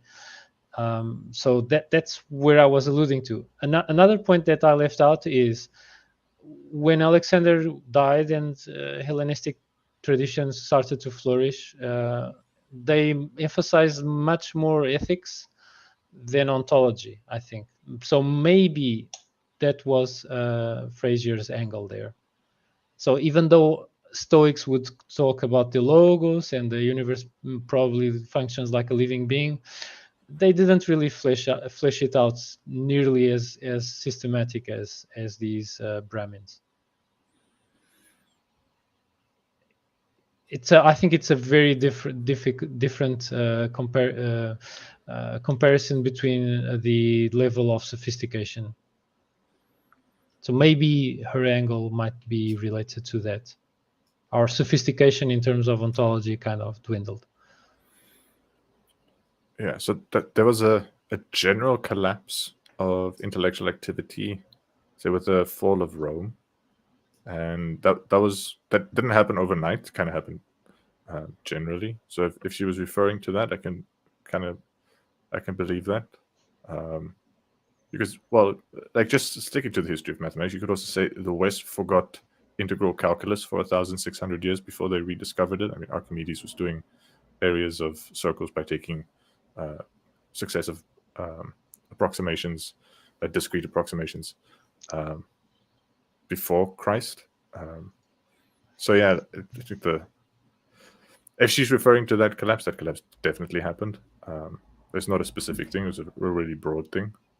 And yeah, so to answer your complaint that geometry isn't as relevant to anyone, I think there's lots of good medical advice in the Hippocratic corpus that also it's recognized these days by modern scientists, and there have been some of those insights that have been sort of commonly taught to doctors for mostly forever, at least in parts of the West. And if you would ask general population about those sort of lifestyle factors and influences on their health, they would also be ignorant about those things. Again, like just most people are ignorant of most culture. They're slightly educated in a small sliver of culture, usually. Like if anyone's educated at all, be in a very narrow little piece of culture. So some people are film buffs. They could just tell you lots about any trivia or any facts about films for the last 6 decades, and you can end this conversation with them, and they come across as very knowledgeable people. You ask them basics of physics or chemistry or medicine, they're completely hopeless. So you start talking to them about politics, and they're as ignorant as anyone. And we just haven't really had, as an ideal anymore, a universal genius educated in all, like well educated in all branches of knowledge for a long time, since probably at least I think that the date most people would use would be since after the death of Leibniz, was like the last recognized universal genius who was knowledgeable in all fields. So what you'd have to do to say the West forgot it would to say it was everywhere in the West was forgotten. To say the majority of people are ignorant of it, like the majority of people are ignorant of the majority of Western culture, like, and that's always been true, mostly. So even the universal geniuses have always been a minority. So there's never been a time when the majority of the population were as educated as Leibniz. Like that never happened. So to say, the West used to be full of Leibnizes walking around, and nowadays we have a bunch of specialists walking around instead. It's just not. That also didn't happen. So yeah, I get people say like, oh, things happened a very long time ago. People said really insightful things a really long time ago. It's still relevant today. Most people today don't know about this. It would be cool if everyone today knew about this. That's true in a lot of fields. So it's true in philosophy and ethics, and it's true in psychology, and it's true in biology and medicine, and it's true in physics and logic and mathematics. And like saying, there are some insights the ancients had that if people had it these days things would be better. But like life is only so long, and like education is only one of the things people keep themselves busy with.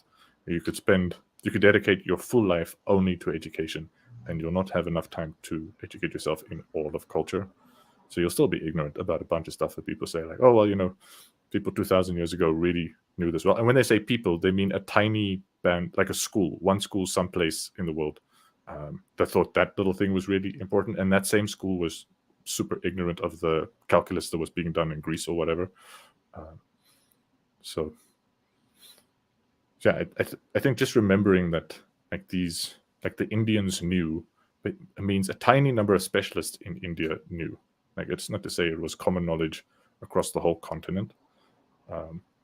And yeah, so when it comes to ontology, the Indians were doing ontology.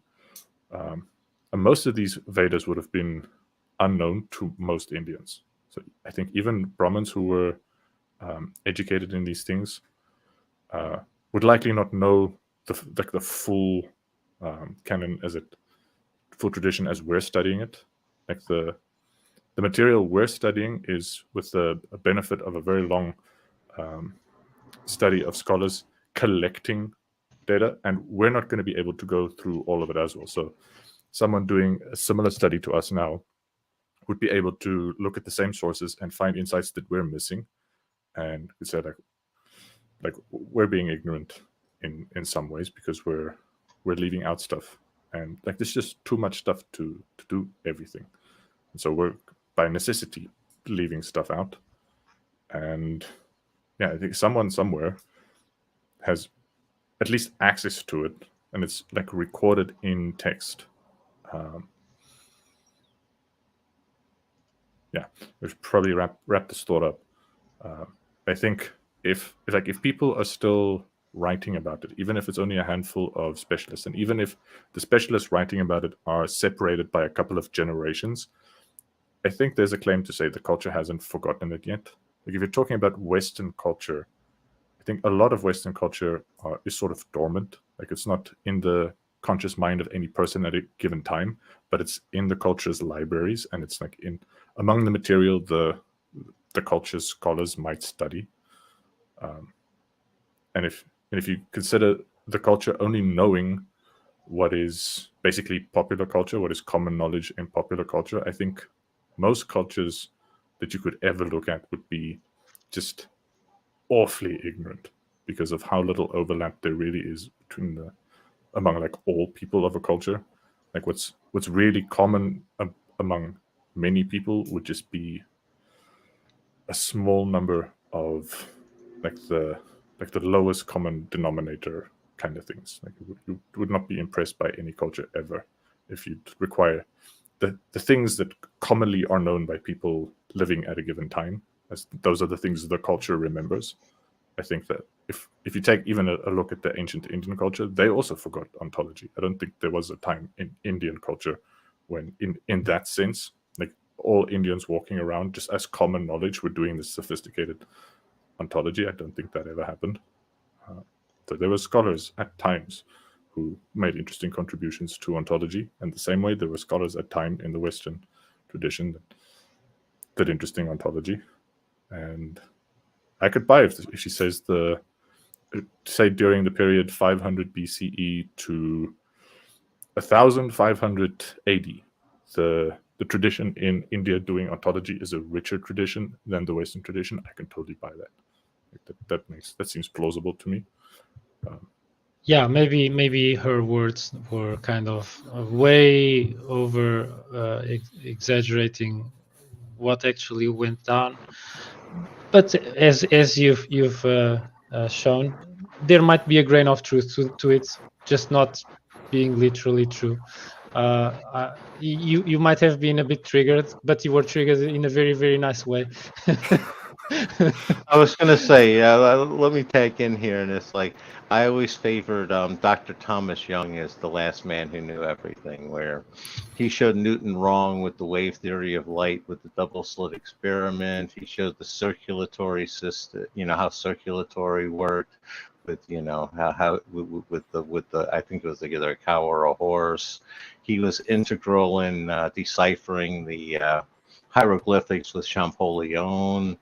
Again, it was just really, really overall genius. And I'm going to steel man Nerdalliun's argument into most people are ignorant, full stop, tag.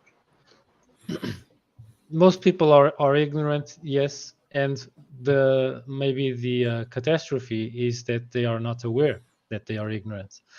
Many people, and even we are ignorant. We are just discovering our ignorance in a systematic way each weekend, basically. And so probably we are even more ignorant than we are estimating. As soon as we travel throughout all the continents and all the periods, we will have a bit better grasp of our ignorance than we have now. To be sure, we will have picked up a few notions, but to address Nerdalliun's idea that we are all ignorant and we will never be kind of like walking Wikipedias, well, that would be really an irrealistic proposition as well. But as people like Heraclitus, if I'm quoting correctly, said, the abundance of knowledge does not make one wise. Well, it seems to me that the reading from that is we need to curate very, very carefully what kind of knowledge we really want to pick up.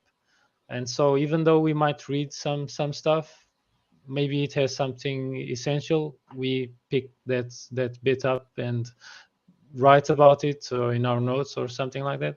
But if we're reading something that really doesn't resonate with us, or for which our kind of state of being or livelihood really doesn't have much to it, our brain will probably do the right thing and will reject it because it has limited energy and limited attention. And we become what we devote our attention to. If we devote our attention to celebrities, sports figures, and other kind of heroes of our current day. We might not become them, but we will become their fans, basically. So, a lot of other things will just go over our head, and we will be unable to have any conversations unless they involve the thing that we devote our entire attention to. But I prefer to not do that. I would prefer to pick up bits and pieces of timeless wisdom, as I call it, from different traditions, and some of them even overlap between traditions, even though they might have never communicated. And instead of trying to know everything, what I'm actually trying to do is I'm trying to figure out what is essential to know that leads to living life better, with less anxiety, less suffering, etc., and more joy. And probably a bunch of tools will be relevant to that, mental tools. And other than that, probably I will never learn like how to assemble electronic circuits or to really do Fourier transforms like a specialist. And I'm okay with it, as long as what is core to being human, I've grasped a bit of it that is relevant. So I think there's a kind of an argument for looking at knowledge in terms of echelons, in terms of their essentiality, their relevance in broad terms to every single human being. And when everyone experiences stress and anxiety, and there are really bits and pieces of information that are right there for everyone to pick up and implement in their daily lives, and they really don't occupy a lot of space and energy, but their kind of bank compensates the buck invested in them. So yeah, I think there's some argument for, instead of we aiming without any reason for having a society of Leibnizes, of know-it-alls. Instead of that, we have rather some society of polymaths that, although they don't know everything, they know the essential core of living a good life as a human being. And also they integrate several fields that they are passionate about. And the integration creates synergies in which the different fields that they've acquired and mastered make them unique. So that's kind of my vision of human beings. Yeah, I share that. I have typically more respect for polymaths than I do for people who are overly specialized. But my own readings in self-guided education is in several different fields. So like I'm pursuing a more general education than is normal for people who try to become experts in a given domain. Yeah, so I'm on board with more polymathy, a more general education.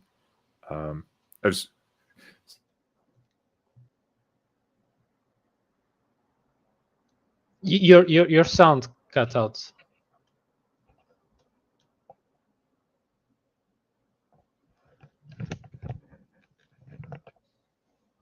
I was wondering if it was on my side, but maybe it's on yours.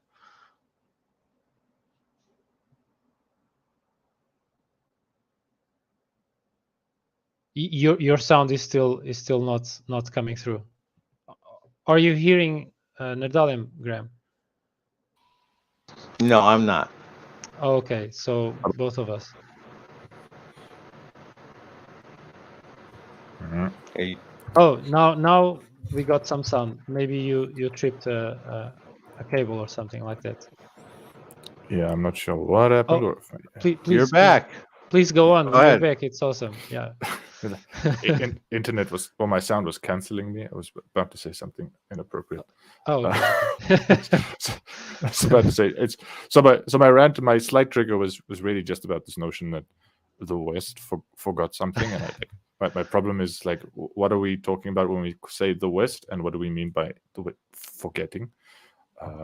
Yeah, I'm cool with polymathy, and I say I'm cool with it. I really admire polymathy and strive for it. It's a little weird to call oneself a polymath because, like, the definition includes having been accomplished in several fields, and I think you can study several fields without yet having accomplished much in any of them. And I don't know if there's a word for that, like someone who studies several fields and not yet accomplished in any of them. An aspiring polymath. Yeah, yeah, that's so awkward phrase. So I don't want to call myself a polymath because I don't have accomplishments to back that up.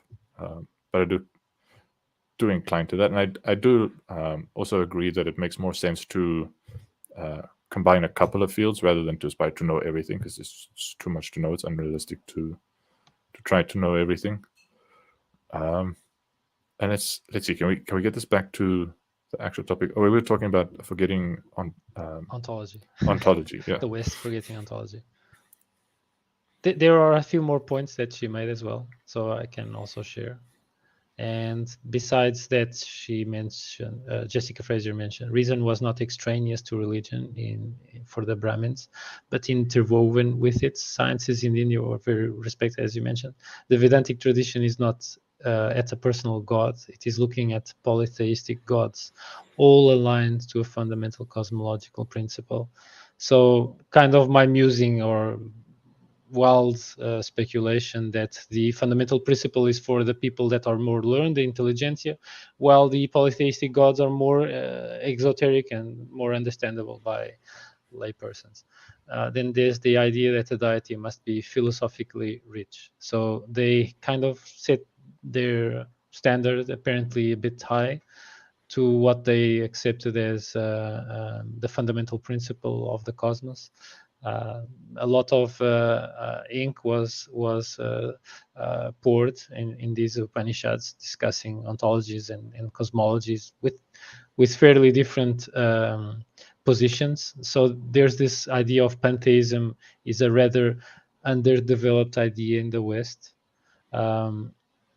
Because of our we jumped very quickly from the pantheism of the Stoics to the monotheism of the Abrahamics without kind of fleshing out pantheism more, perhaps. That was the idea. So she mentioned a source called Rafson, pantheism, everything is God, versus panhylism, everything is unconscious substance. But these are two extremes that leave open an intermediate idea, which apparently was way more exploited or way more explored by the Brahmins. So God not as a substance, but as a strata of the universe. So like if the cosmos or the universe were a simulation or a video game, God would be or the programmer or the source code.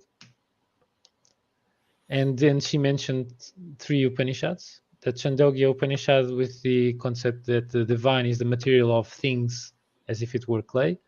Mandukya Upanishad, the divine is like a consciousness of which all perceptions are made.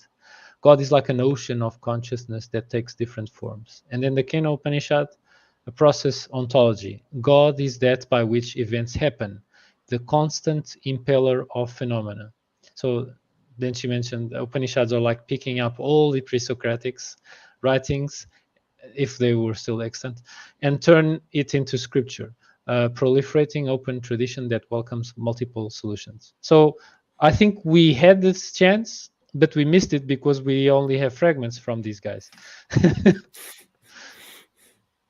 So maybe that's what was more or less her angle with this. The West kind of forgot ontology, because when we did the episodes on the Ionians, these guys from Thales to Anaxagoras, basically, they really were focusing on ontology quite a bit, almost autistically, like Parmenides and whatnot. And so since then, maybe we didn't have such a flourishing tradition that could produce something, anything similar to the Upanishads. I think we missed that opportunity, and we lost so much. I cannot even overemphasize how much we've lost. So Democritus was extremely productive at writing. He wrote somewhere along 300 books. The founder of Stoicism, likewise, more or less 300 something books. And Epicurus was also extremely productive also. So basically 900 and something books or roles between these three, only these three thinkers. We've lost everything. We only have a few letters from and fragments from Epicurus and also fragments from the others. So props to the Indians. They preserve their philosophical writings, and maybe they preserve their philosophical writings because they converted them into scripture. So there's that. Yeah. So it went a little different in India. When philosophers would come up with more writings, the priests would be like, now we have new scriptures. Whereas in the West, if philosophers would come up with writings, the priests would be like, burn the library down. That's devil talk. Yeah, maybe there was a bit of a different attitude to new ideas. Yeah, I think it added up over time. Yeah, there were a couple of libraries that burned, so maybe Fraser was talking about that in the forgetting of the West. But Yeah, there are a couple of things she might have had in mind with that forgetting. Just not sure what it is.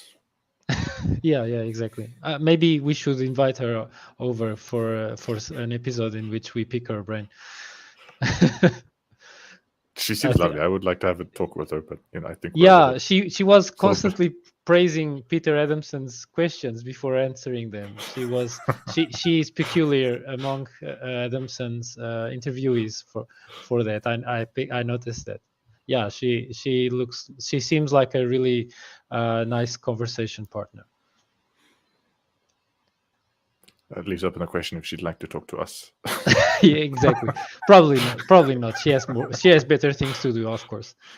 We must have realistic expectations. So this was added by me. So I thought it's rather funny that the West got stuck on substantialism, the notion that matter is fundamental of the universe, when all matter is hollow, mostly made of void. And so we kind of put matter on a pedestal and for kind of don't think more about what underlies this not very impressive matter, to be frank. And we just leave our ontology on matter. I think nowadays the main ontology is materialist, empirical materialism, basically. And of course, that is delimited by science. Science ends where we can test things out experimentally or conjecture with mathematics. And with things that would be hypothesizable or outside of these, then it's not considered science, neither experimental nor theoretical science. So maybe people in universities, since these things lie automatically outside of the domains of either math or experimental science, they just won't go there because they don't want to get their reputation affected by going to the fringes of outside of the fringes of science. And they are kind of justifiable to do so. Okay, so taking out. Welcome back, Graham. Just by the way. Yeah, welcome back. Thanks. It was my turn.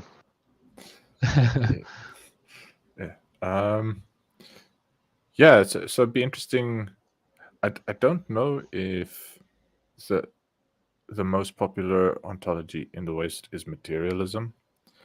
It may be among the general population, but I think in academic terms, most people use specialized ontologies that are developed for their subject, that aren't presupposed to account for the whole universe.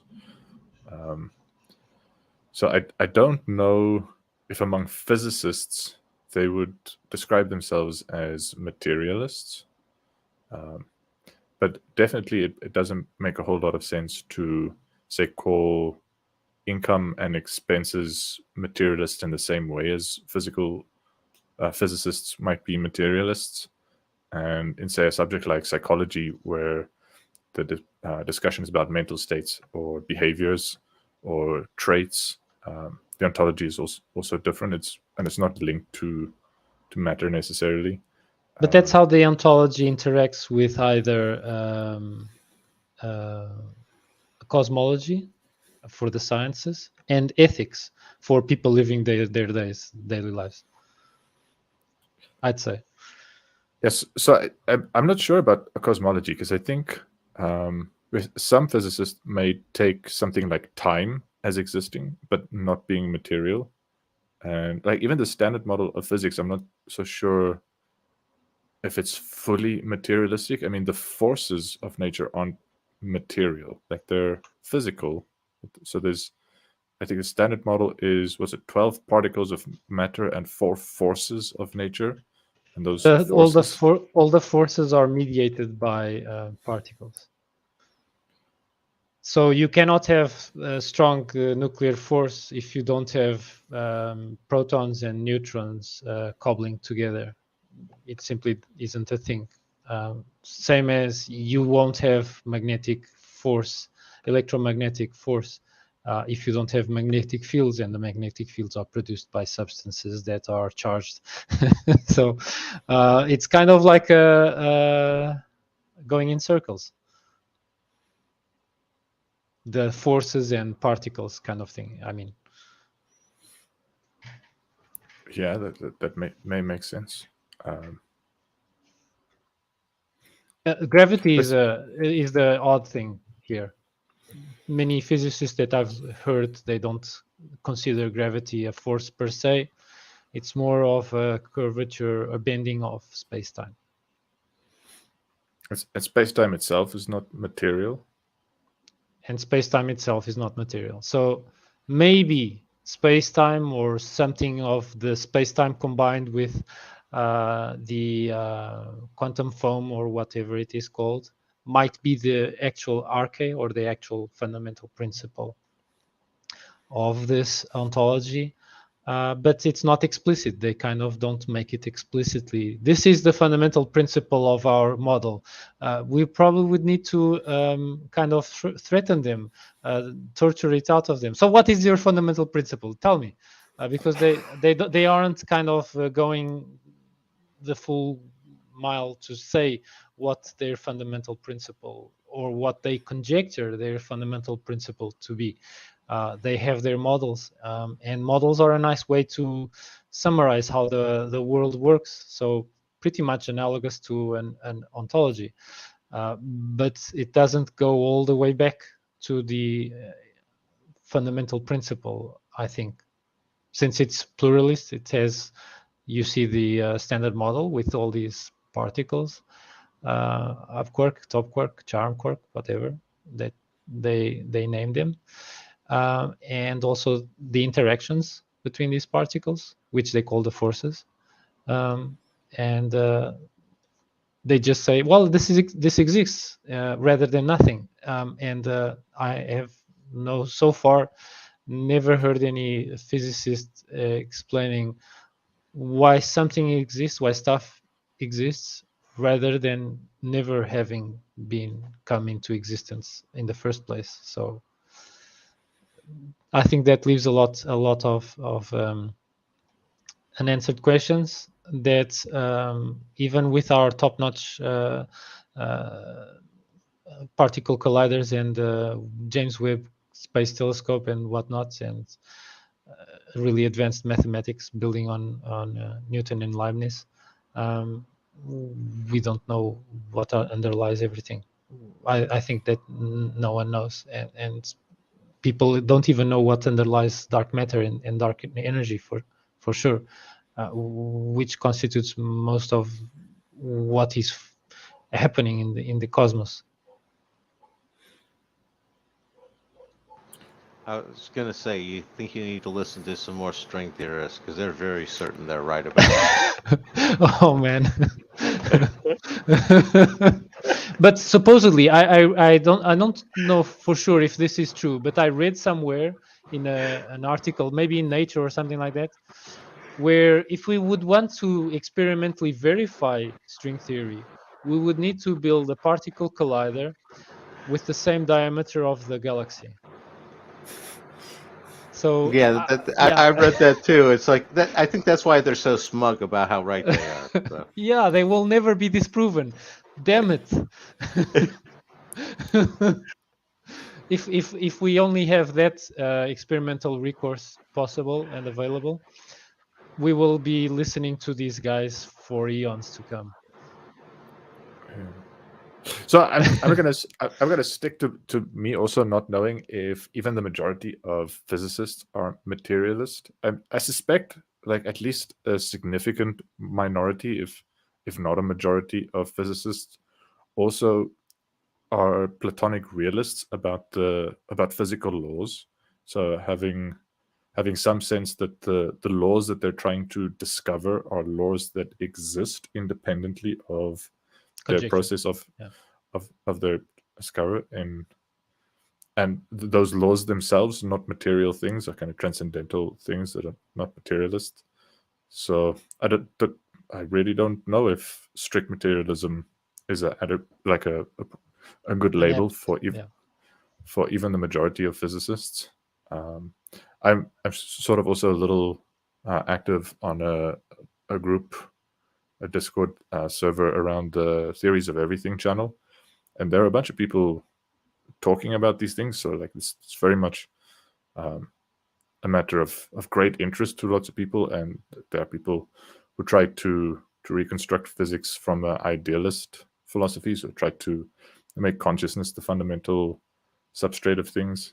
And yeah, personally, I'm not super interested in those kinds of questions for similar reasons that, like earlier you said, I think we can't be super knowledgeable about everything, so we need to have some way of filtering the things we pay attention to, and the things that have more practical relevance to our lives. It seems to be, to me, something that's more interesting. So I'm more interested in sort of general decision-making tools and mental health tools and lifestyle things I can apply to live better. I don't think I can apply idealistic cosmology and reconstruction of physics to my daily life. If people are fascinated by that thing, I don't begrudge them that. It's cool. I'm glad people are fascinated by those questions. They don't have particular appeal to me. Also, like, people have been doing that for ages. I'm not going to go back to the point about where the West has forgotten stuff. I nearly went back there for old record. Just you catch yourself. Try and repeat it. Yeah. So I just wanted to make the point. I'm not sure materialism is the most popular. Like, I can sort of see what you're gesturing at. Like, a lot of people think the world is concrete in a way. That's physical, or like physics is the subject that fundamentally explains everything. But then if you go over to the physicists, I'm not sure the majority of them are materialists. So if most people are like, yeah, I don't really get it, but I think the physicists are the best people to ask about what's the fundamental nature of reality, sort of deferring to physicists, then the question is, well, what's the majority opinion among physicists? And I really don't know what the majority opinion among physicists is. And I think you're right. I think physicists also still disagree. I don't like the standard model is one thing. There's a mathematical model and experimental results, but the philosophical interpretation of it is a matter of contention. And maybe what Fraser means is like that if maybe for a majority of people in Western culture, physicists are the people they defer to on questions of the fundamental framework that reality exists out of. And among physicists, the most common attitude to the philosophy of physics is that of Neil deGrasse Tyson, where the philosophy doesn't really matter. Let's just get on with making mathematical models that work and using those models to go do experiments, and like the interpretation isn't so important. And so maybe in that sense, the West has forgotten like that a minority of physicists really care about the philosophical interpretation of the models. There definitely are physicists who are interested in the philosophical interpretations. They're just very many. I think the owner of the Theories of Everything listed, I think, 39 different philosophical interpretations of quantum mechanics. I think he said something like 4 of them include consciousness as a fundamental ingredient in them. So I don't know. I've never made a count, and I may be misremembering his count, but the point is, I'm pretty sure, like, among the physicists who care about the philosophical aspect of their ontologies, there's disagreement, and maybe it's a minority of physicists who engage in that work, or a minority of philosophers who are interested enough in the physics to actually learn the mathematical models and get up to date with the experimental results that validate or invalidate different variants of the mathematical models. But it seems like a thing Western people still do. But yeah, maybe she's pointing out to the collapse after the Roman Empire, or maybe she's pointing out to the majority attitude of physicists these days, that the philosophical interpretation of their mathematical models is a secondary importance to the ability to successfully predict experimental results. Those could both be plausible interpretations of what she means by the West forgot, but I don't know. I do want to say I think most physicists would sign off as atomists. And for a lot of people, atomism and materialism are essentially synonymous. And again, it's part of most people are ignorant and don't know a lot of the definitions and subtleties on that sort of point. And I think that's where a lot of people become materialists by default, because they think that's what they need to be. Tag.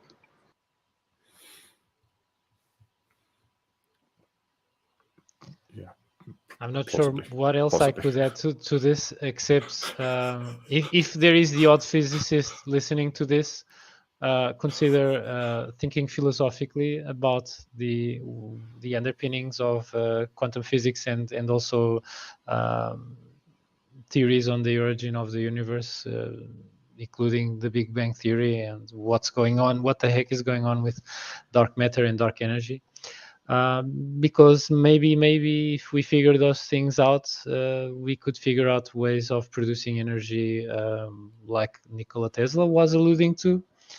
And maybe there is some really nicely written down ethics written somewhere on the source code of the universe that could come in handy. So who knows?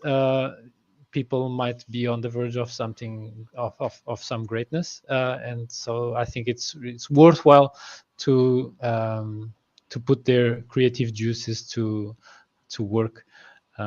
And think outside of the box, not all completely outside of the box. Otherwise, they might not pass in peer review. But in moderation, so they can have a stab at doing some breakthrough while still getting published.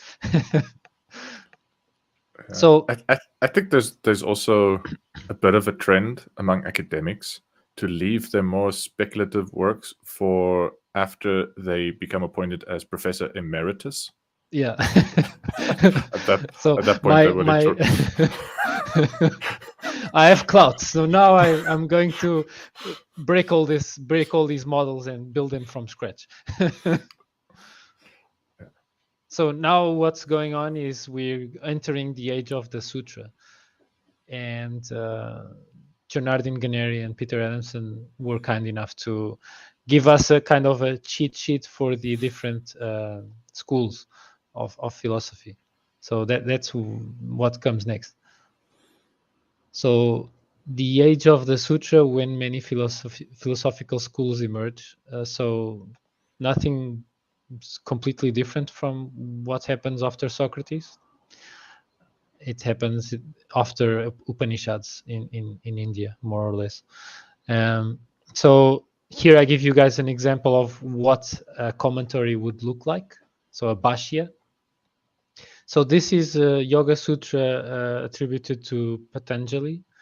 And Patanjali's verses are there marked in red with the blue border around them. And the rest of the script is commentary. It's trying to expand on the original meanings of the verses, which sometimes are quite aphoristic, quite cryptic, and quite compressed as if it were a zip file. And so the commentaries expand on what it means and explain and whatnot, and interpret as well.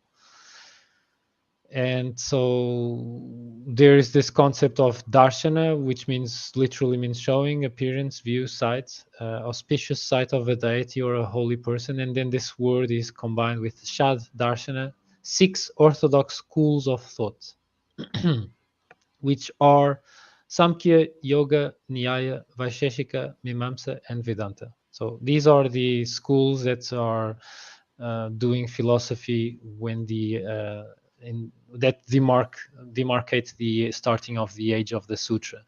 To be fair, Peter Adamson also mentions that there are different scholars with different ways of dividing the periods in the Indian philosophy, and probably there never will be a model accepted by all or a consensus.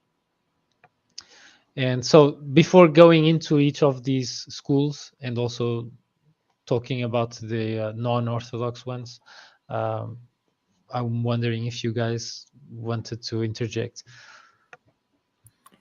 Yeah, I'd just like to point out our favorite commenter, Gurav, asked us to talk about 5 of these 4 weeks ago, and we're finally just getting started with them. Yes. left Hang out in there, yoga. bro. He left out yoga. I think he doesn't consider yoga a philosophical school, but yes. Yeah, I actually was also amazed because I always looked at yoga as, a bunch of people gathering in a room doing postures as a means of physical exercise and as a means of attaining better health and wellness.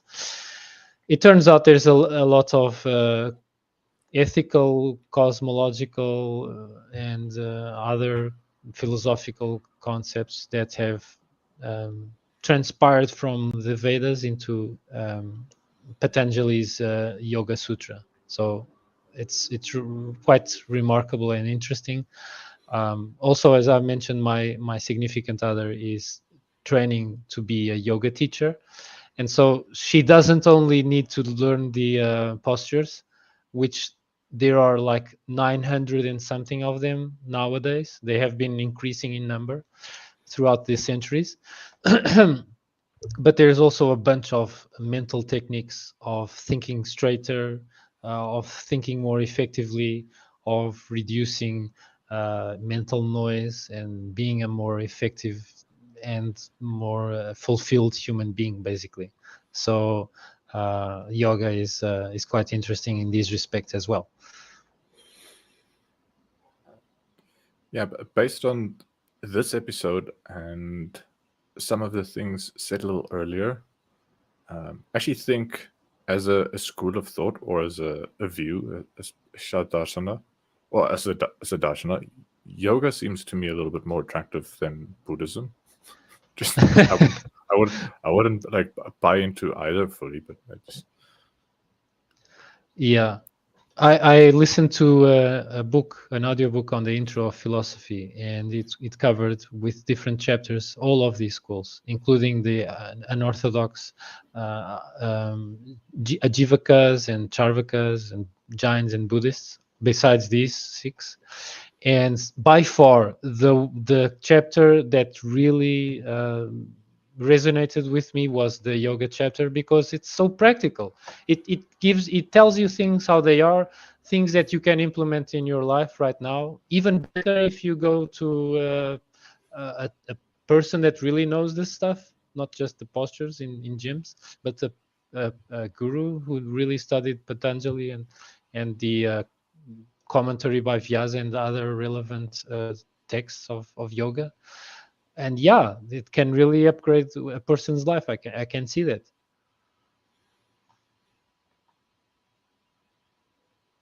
Any thoughts, Graham? No, just following along and ready to dive in. Thanks. Okay, so I was kind of hoping, I knew it wasn't going to happen, but I was kind of hoping you'd say like you're more a fan of Vedanta because you've been a long time admirer of Deepak Chopra. Do not get me started on Deepak Chopra. No, I definitely agree with the whole yoga is definitely the fundamental most practical of them all. So, no, Deepak Chopra, sorry, no, can't go there. I kind of don't. Well, this is my opinion, and I respect other people who think highly of Deepak Chopra, but I think he is kind of like analogous to a sophist, this Deepak Chopra, because he goes to great extents to writing beautifully instead of saying things like they are, like Patanjali did. So I'm not sure if this guy, this Deepak Chopra, really is a philosopher with worth of his own salt, or if he's just writing the most beautiful and appealing texts possible in the area of self-help that tell people things that they want to listen to and not necessarily help them upgrade their lives, but sell really well. And so I'm kind of skeptical about the merits of this guy. But to be fair, I haven't read any Deepak Chopra. For me, it's the self-promotion. That's my sticking point. But yeah, tag. I also find excessive self-promotion distasteful, but really the reason why I brought up Deepak Chopra and had a suspicion it would be humorous is just because I know he's a favorite of like some other philosophers I've read to point out as a peddler in nonsense, like a charlatan. They could go be to the sophist. example. They could be the charlatans for all I know, because I've also Yeah. not really ever looked at any of his work, so I don't know. But I've seen his speeches in some videos, and I don't think that he kind of seems he employs a lot of rhetoric instead of just telling things straight, kind of Richard Feynman like, and demonstrating things. Nah, he embellishes his speeches to no end. So my hopes aren't very high for him being actually a true philosopher. Yeah, but I wanted to say, but like if I had to be completely consistent, like there are some scientists who engage in quite a lot of self-promotion, and I think I cringe a little bit. But if they do really good science, I'll be like, okay, it's cringy the way they're boasting, but they're not wrong. It's a little. I feel a little bit. It's the same about Aristotle. Like he's also a bit excessively like proud of his intellect, which I kind of think, yeah, that's a little cringe how proud he is of his intellect, but also he was smart, so it's not wrong. He's not wrong about that. Stephen Wolfram comes to mind. Like he's really proud of his scientific accomplishments. I mean, others have accomplished more than him, but still, he's accomplished quite a lot. I think he is impressive. So, like when he talks big about his own accomplishments, I think it's cringe when people talk about their own work that way. But he did do some cool things. Steven Grosberg is another guy who talks quite highly of his own work in a way that's a little cringy, but then he has done good science. So, why can't these guys take a hint from Socrates and output exemplary work, excellent work, but still say there's a lot to know, there's a lot to investigate. We're still working, and still further study needed. We're doing our best to kind of have a more intellectually honest and humble way of stating things. And Richard Feynman comes to mind. So he was enjoying himself by giving his lectures. He didn't have to. He gave the lectures. He enjoyed himself joining art with science by learning to paint while teaching the painter physics.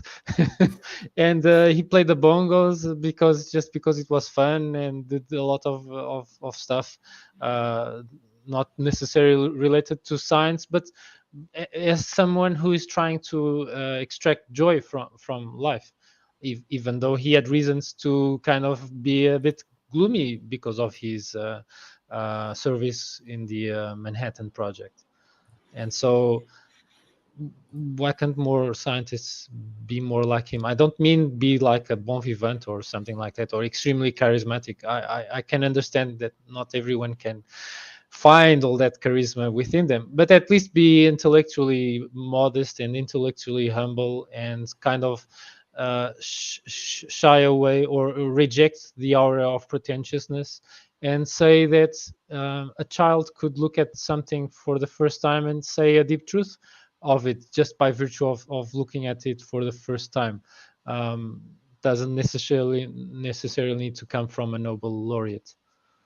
So he was quite like that. You're asking why can't we have nice things? Yeah, a bit. It's hard to be virtuous, man. they're busy being scientists. Like virtue would be like a full-time job on its own. But it doesn't seem that Feynman was forcing himself. He seemed like he was having a nice time. That's the thing that gets me. When he explains science in an interview or a video or whatnot, he's almost smiling the entire time. He enjoys explaining. Probably it was fun to attend his lectures, because it seems he really enjoyed delving into science, into electron quantum dynamics and whatnot that he liked. But he also explained basic physics in his Feynman lectures.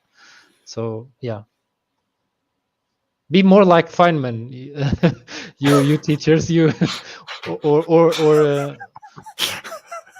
or this guy, this MIT professor. What's his name? Are you talking Stephen Wolfram, who basically Walter Lewin. Walter Lewin. I watched his lectures in videos. Walter Lewin is truly also a remarkable teacher. He never kind of postures himself as the know-it-all or something like that, and he's always trying to make fun things out of physical notions. With the pendulum experiment, it comes to mind. He kind of puts his life in the line with the pendulum and whatnot, and the physics checks out. He lives. The pendulum swings back and doesn't hit his head. So yeah, these kind of teachers are really rare indeed, and we end up having way more figures that remind us more of sophists. So we can't have nice things. Yeah, be less like Stephen Wolfram, who kind of bills himself as a smarter, better version of Einstein. Hey. Yeah, well, did Wolfram get a Nobel Prize? I don't think he did. I don't think so. Okay, yeah, but that's beyond the point. If Stephen Wolfram ever got a Nobel Prize, he's the kind of person who would mention it 4 or 5 times every interview. We'd know if it would become part of his official name. The Nobel Prize laureate Stephen His Wolfram. epithets grow. Yeah, okay. So yeah. So to go back into the age of the Sutra and these schools, so let's start with Samkhya. So Samkhya, essentially dualist realists. It was founded by Isvara Krishna's writing Samkhya Karika. He asserts a strict dualism of the self contrasted with nature or matter. According to the law that an effect pre-exists in its cause, explains the evolution of all that matter composes. So it's like the consequence already pre-exists in the cause. It's a quite interesting concept. In a sequence, so he also describes evolution. In a sequence, intellect evolves, then sense of self, then mind, then the 5 domains of sense experience, and finally the 5 material elements: air, light instead of fire, water, earth, and ether. True self transcends all processes of matter evolution.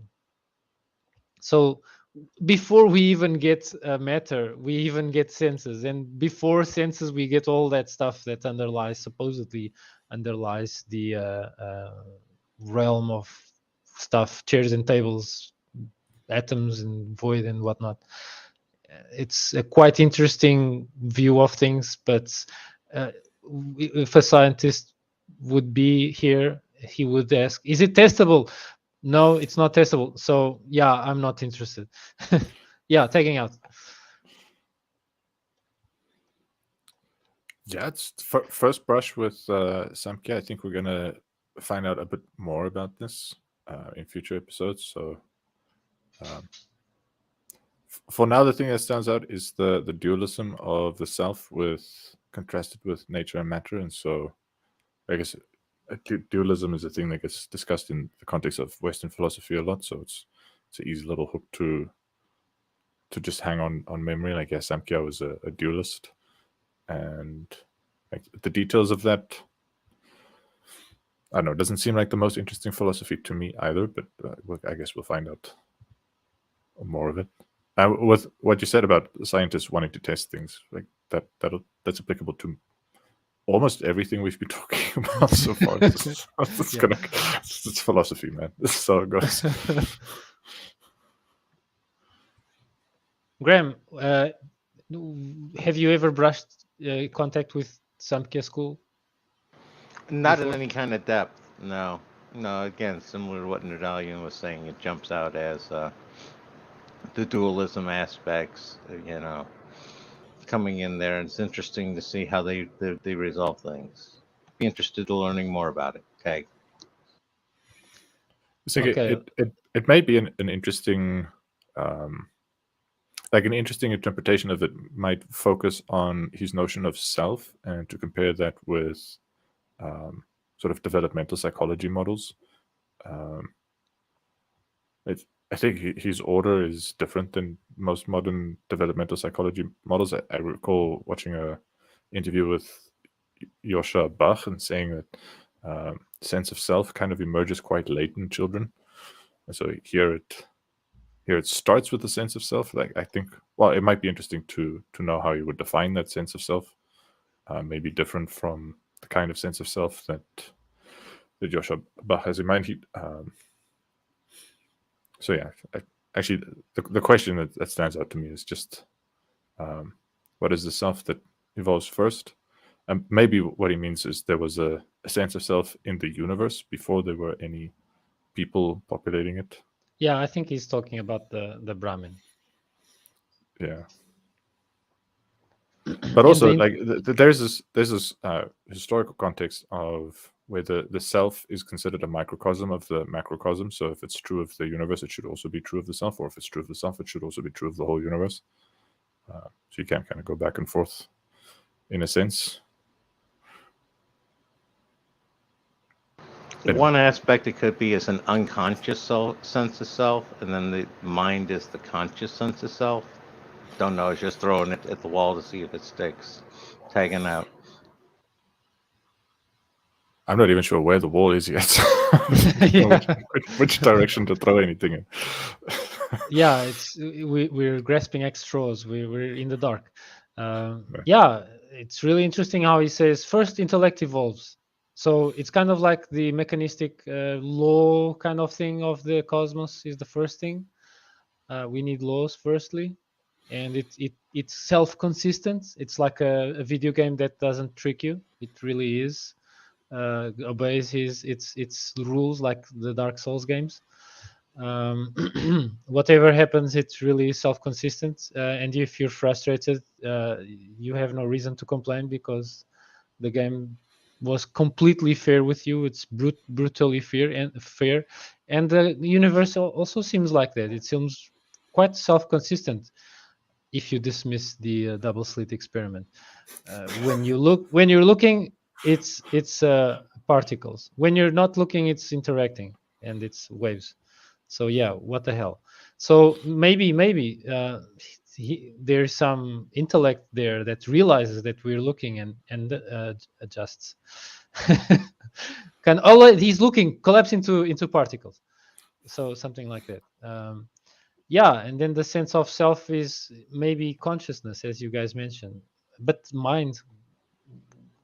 so consciousness kind of collapses into kind of like a godhead or something like that. It's difficult to interpret this like without delving into it, but I'm sure we will. we're definitely going to need more context. We saw with say with Aristotle's use of the word eudaimonia. Usually in English it's just translated as happiness, but if you look at the context in how he uses that word, it becomes pretty obvious that either this dude doesn't have a fucking clue what happiness is, or like happiness is a poor translation of what eudaimonia is, because like it's saying it's impossible for children to be happy doesn't make any sense. Like, why would anyone be so stupid to think that? And I think like if we get more context with Samkhya, it might be similar. That our intuitive understanding of those English terms may be making it difficult to understand the point he was making, because those English terms are rough translations of the terms he used, and the terms he used had conceptual implications which would make that whole thing make more sense than it does. It could still be flawed. It probably very likely is flawed in significant respects. But it might make more sense than it seems to make to us right now if we have some more context. We've already caught Jernardin, Ganeri, and Adamson using a set of translation words and not others, so they kind of make choices there. And it could be the case in some of these terms as well, that different scholars translate them differently. And one of the possible exercises is looking at the different possible translations, so that we might, like, through comparison, have a glance at what is the original Sanskrit meaning or pointing at. We need to know the signifiers a bit better to know what the reference are. Let's go to the next school. Yeah. So this is a bit like choose your fighter in a video game. Then yoga, founded by Patanjali, probably not the grammarian who commented on Panini with his Yoga Sutras. So he founded the school writing his Yoga Sutras, and in an apparent echo of Buddhism, the Yoga Sutras claim we can escape the cycle of rebirth by eliminating all desire. Commented on by one named ominously Vyasa, so the same name as the author of the Mahabharata, but probably not the same guy. Focused on elements needed to subdue or arrest mental disturbance, restraint, and observance. And what do we mean by restraint and observance? A bunch of things. Restraint from injuring others, so ahimsa. Restraint from stealing, restraint from lying, restraint from greed, observance of habits of cleanliness and purification, study of texts, philosophical texts, namely, especially the texts of the school, posture. That's where the part that everyone knows yoga is. So this little piece is what everyone knows about when everyone talks about yoga. It's just a thing, a small part of it. Regulation of breathing. Some people might be aware of it, but most probably not. Abstraction of the senses. So kind of similar to the concept from Krishna's speech in the Bhagavad Gita of being like a turtle that withdraws their limbs, as in withdrawing the senses. Concentration, meditation, and trance. And by trance, they mean samadhi, which is being one with the cosmos, or identifying with the cosmos, or dissolving their sense of self with the sense of the cosmos. So I received a message here by someone who gave me added details based on what I was saying. So this name Vyasa is like it's like Thor. Basically, Thor means the person who wields Mjolnir, and Vyasa is the person who is the guardian of the Vedas. Basically, that's like a post, basically. And so, he got the same name as the author of the epic myth. And another thing is, backing this up is a detailed theory of the mind, unchanging self as contrasted with states of the mental life, mental modifications. This I also got from the intro to Indian philosophy that I've been studying. It's a really interesting concept. It's really interesting to kind of experience your mind changing in different experiences, kind of like living your life broadly, and seeing how your mind adapts to different circumstances. All of these are mental modifications, and if you know them better, you will know what is accidental in your mind, kind of drawing from Aristotle, and what is essential. And what is essential probably is much closer to the true self, so to speak. So yeah, this is yoga, and feel free to comment or add.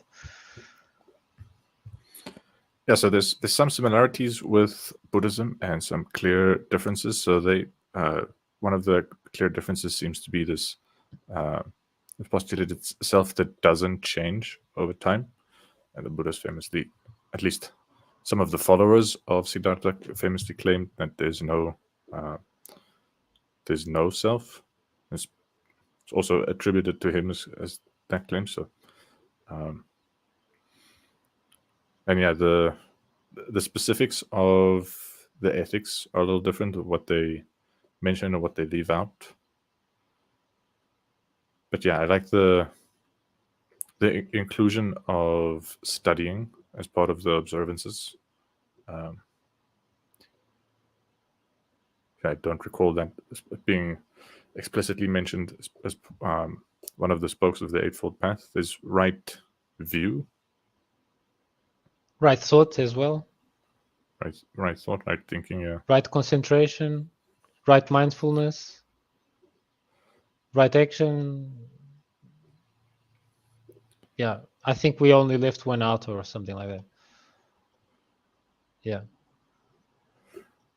But probably, yeah. The presentation of Buddhism as the Eightfold Path, it doesn't go into actually what people who are either monastics or lay Buddhists, what they actually do as practicing Buddhists. We would need to delve more into it.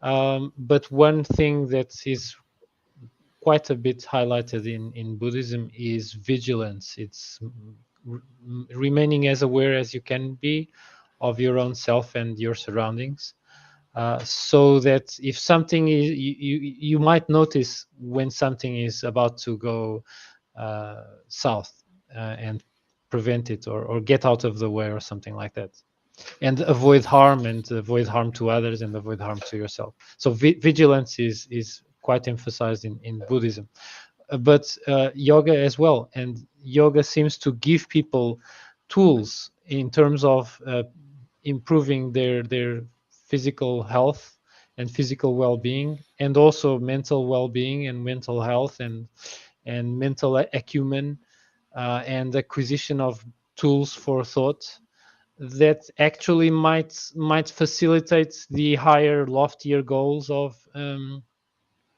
right concentration, mindfulness, etc., and this minimization of suffering, and living a better life, a more fulfilled life. So I can see, if I kind of get into the mountain of yoga, I would start at the slope, because I have not started it. Probably I've only partaked in a few sessions with my significant other, and it's really rewarding. You get really a sense that you're really doing intense workout as well, and that, yeah, I can see yoga being a virtuous path. Yeah, so the two things that stand out to me as emphasized more than in Buddhism would be the study and posture. Getting some physical exercise, I think, is a good thing. There are different forms of Buddhism. Some Buddhist monks do have quite rigorous physical training routines. Yes, the Shaolin monks In particular, they are well known for that. Yeah. But yeah, something that like maybe gets to me a little bit. That's sort of missing from yoga and Buddha is emphasis on relationship that seems to be missing. So just restraint from injuring and stealing and lying. That's kind of basic ways in which you shouldn't mistreat people, but there's some finesse to being a good friend and being a good parent, good child to parents, or like a good spouse. I think we will see those, just like we talked about Buddhism, and you mentioned that Buddhism didn't have anything to say about friendship. Yoga also has in their ethical, kind of more ethically oriented texts, they also talk about relationships as well. Yeah, so it's just not on the poster. You have to kind of delve a little deeper into it before you get to those materials. This is kind of like the synopsis of it. The synopsis, well, I didn't write it down originally. I based myself on what Adamson was saying and complemented it a bit from what I listened to in the Intro to Indian Philosophy audiobook. Yeah, that audiobook was really only an intro, but if you read the aphorisms by Patanjali, he goes quite a bit in terms of virtue ethics, friendship, how you are a good person in relation to others. He also goes into that. But even if you're kind of just practicing yoga by yourself and you manage to kind of subdue your kind of impulses, I'm not talking necessarily about stealing because we live in a society and for the most part, most people realize that stealing is not a good idea. But maybe in those times, there were a lot of rough people who would join schools and philosophy schools, and maybe they needed to get this point driven really well. But for instance, we might get if we have a relationship with money, that is either like I don't want money. Money is the root of all evil, or I want all the money because I need to buy these fancy, shiny toys that I'm eager to buy and show off. So people can develop an unhealthy relationship with stuff, and the stuff is filling their attention more time than needed for basic fulfillment of needs. Yeah, and so I can see this also in general making people a bit more pro-social if they aren't trying to instrumentalize others to climb on them or use them as like in a pyramid scheme or something like that. People kind of recruit others that do all the work, and then they just gain the royalties or something like that. So yeah, pyramids of greed, and yoga is against that. There's also I was remembered by of an ethical proscript of yoga, which is you don't badmouth other people. If you really are in the yoga path, you don't blame other people. You don't badmouth people beside their backs. You can talk about their behavior and describe what they did, but you don't kind of judge people. It's kind of like you leave that judgment to some higher being or whatnot. So yeah, I think there's a lot here to unravel and unwind in future sessions as well. Any other commentaries, words, stuff? I'd Graham? just like to throw in my point, which is I learned that the breathing is really the basis for yoga. And that's where you get that sense of connection with the self and the universe. And like I said, it was the breathing came first, and then the postures came second. And the other one is I like your explanation of it, that it was just a common name. But I was going to say I also kind of like my explanation if it was just reincarnation. The same author came back and wrote it again centuries later. So I'm going to tag on that. Yeah. Okay, next school. Nyaya.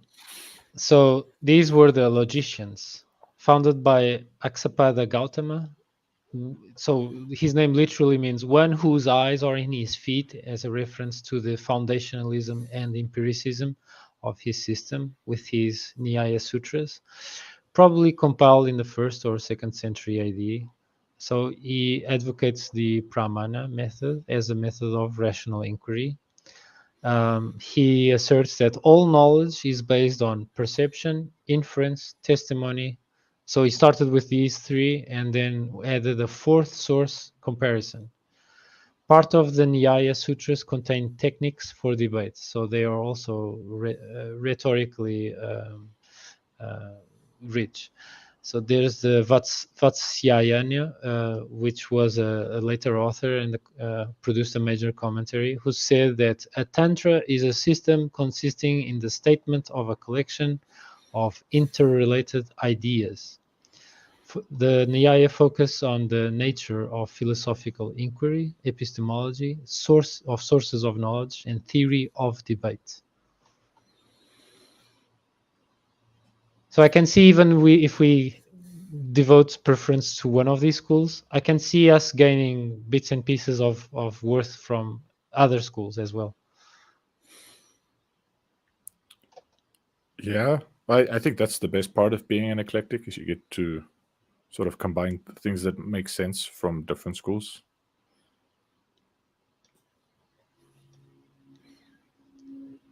You This is say very cool. eclectic. You say eclectic. Others say heretic. yeah, or a turncoat, like Seneca would try to explain himself in his letters, because he quotes Epicurus way more than Stoic authors, and so probably he's the recipient of his letters was wondering, so are you still a Stoic, man? And he explained that I'm going to the other camp, not as a turncoat or as a how do you call it, like a backstabber or something like that, as a traitor. I'm not going there as a traitor, but as a scout to learn from them. So when I was listening to his letters, I thought that's really really funny. And yeah, we are kind of scouting all of this. We have no strings attached to any school, so no one to call us a heretic. Shall we move on? Yeah, sure. And then the Vaisheshika, so the atomist school that goes hand in hand with the Nyaya, founded by Kanada, who was a buddy. A buddy of the founder of Nyaya. So he wrote his Vaisheshika Sutra. In it, he details 6 category metaphysical system with 6 categories: Davya, substance; Guna, quality; Karma, action; Samanya, genus; Vishesha, specific difference; Samavya, inherence. And to these 6, he later added a 7th, named Abhava, which is non-existence or absence. And so this kind of sounds familiar, right? It's kind of like Aristotle's categories as well, where he describes different qualities that stuff can have. Yeah, so maybe he came up with this in isolation, or he drew from the Hellenistic tradition that invaded up to northern India, or the other way around, who knows? Or it was just a coincidence. Yes, it's not exactly the same as Aristotle's system. He may have been indirectly influenced. There were open lines of possible influence. So there were diplomats sent to the Greek world, and there were Greeks who made it all the way to India. So there was some exchange. But yeah, those aren't Aristotle's exact categories. So it doesn't look like plagiarism. It's just similar. Yeah, sure. Also, Aristotle wasn't an atomist. He thought stuff was continuous, right? If I'm recalling correctly. Graham, help me here. That sounds right to me. Yeah, no, the atomists were, what is it? Democritus and Leucippus. That's what I was Yeah. getting. I was getting Leucippus first, but yeah, Yeah. tagging on that. Yeah, Leucippus is fair to say before because he was supposedly the teacher of Democritus. Yeah, so these guys combine a system of describing how stuff works and they base itself in an atomist model. Okay, so the next one is Mimamsa. So a system of Vedic hermeneutics concerned with the interpretation and clarification of the Vedas, the defense of Vedic authority and defense of the meaning of Vedic injunctions. I kind of see these guys as the Veda grammar police or something like that. Foundational text was the Mimamsa Sutra, traditionally attributed to Jaimini, was likely composed in 400s BCE, around the time of the Ionians. The Bhashya commentary was written by Shabara in about 400 Common Era. Similar to Nyaya, had a broadly realistic epistemology and contributed to theory of perception. In the 7th century, they separated into two schools founded by Kumarila Bhatta and Prabhakara Misra. They are two of Mimamsa's most prominent and influential interpreters, named the Bhatta and Prabhakara schools of Mimamsa. From their names. Jaimini focused on the ritual formulations of the Vedas and on the concept of dharma, so actions one ought to carry out. So yeah, this is the Mimamsa school. Yeah, seems fairly straightforward, like more philosophy from the Vedic tradition. Yeah. And for the last of the orthodox schools, the Vedanta. Vedanta means the end of the Veda, founded by Badarinaka with his Vedanta Sutra, also known as Brahma Sutras. Badarayana was likely a contemporary of Jaimini of Mimamsa and possibly even collaborated. Thus, the Vedanta Sutra seems like a twin work of Mimamsa Sutra. The Vedanta also are quite concerned with what is in the Vedas, as you can see by the name. According to Vedantins, the Upanishads are in fact the last culmination part of the Veda. They are not outside of it. So these are one of the guys who we can give thanks to for the Upanishads being considered by some as Vedas. But Badarayana focused on the end of the sutras, which consisted in accompanying the themes of the Upanishads: cosmic unity, Brahman, and the quest to discover Brahman within oneself. So, All right, so Vedanta is why Upanishads are considered by some the fourth Vedas, and they specifically exclude the Paramahata. Am I saying that incorrectly? As some people consider the fifth Veda. Mahabharata, something. Mahabharata, yeah, exactly. Yeah. Mahabharata is considered the fifth Veda by some. I'm not sure who though. Yeah, I recall reading that. I lost track. I also forgot who, but specifically not Vedanta. So they would say the Upanishads are the fourth and last, no more. So they would reject the exactly. Mahabharata as part of the Vedas. The suffix anta really means end, and so they say, well, we draw the line here.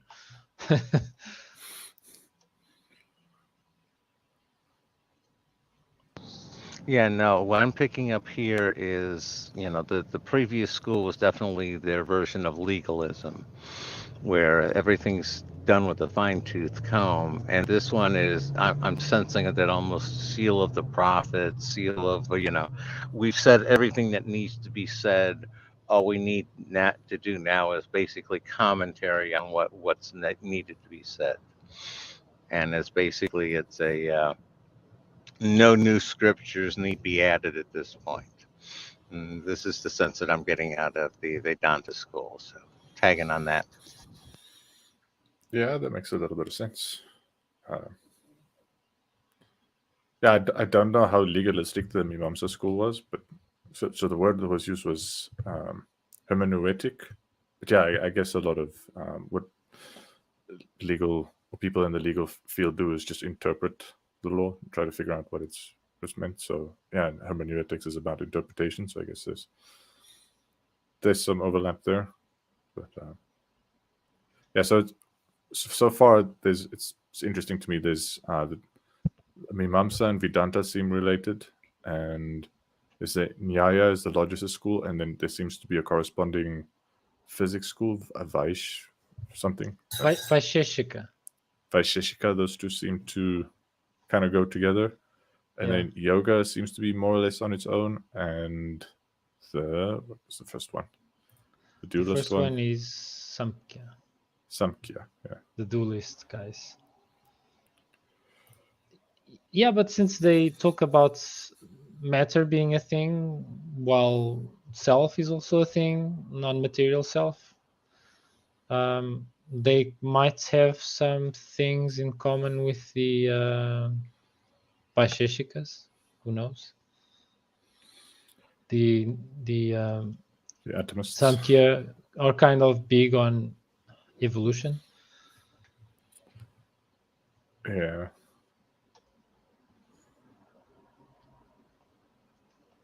It's also relevant to highlight that these schools are considered the orthodox schools because with more or less emphasis they go back to the Vedas as authoritative texts, even though they have their nice little foundational texts, each one of them. But they kind of give authoritativeness to the Vedas. Some even, like the Mimamsa, are very concerned with the Vedas. Or the Vedanta are concerned with looking at the Upanishads as de facto Vedas as well. And that's also where some of them come from with the testimony as being a part of the possible epistemology. So which one? The Nyaya school. So they include testimony as one of the viable sources of knowledge.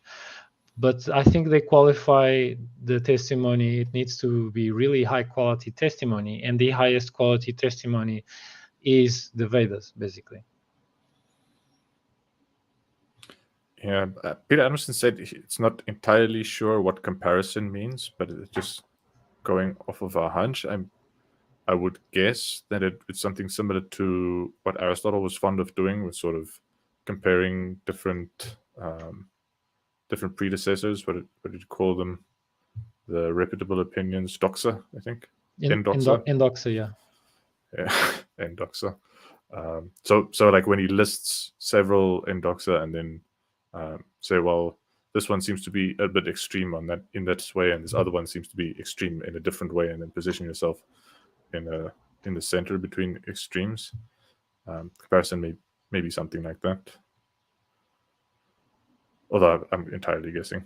The reason why I think that's quite plausible is I think either Cotilia or his predecessor that he built on was fond of using that method, sort of looking at what predecessors said and painting one predecessor as being extreme on the left and the other one extreme on the right, and then positioning themselves in the middle. That seems fair to call that kind of thing comparison.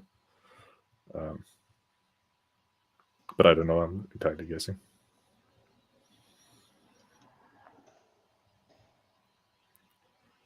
Any words, Graham? Are you still trying to figure out who called the Mahabharata the fifth Veda? No. I'm putting together the what we want to look at for the heterodox schools. Oh, I see.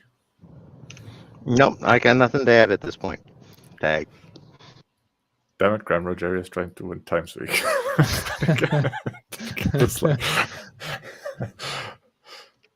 Yeah, thanks for being awesome. Nerdalliun.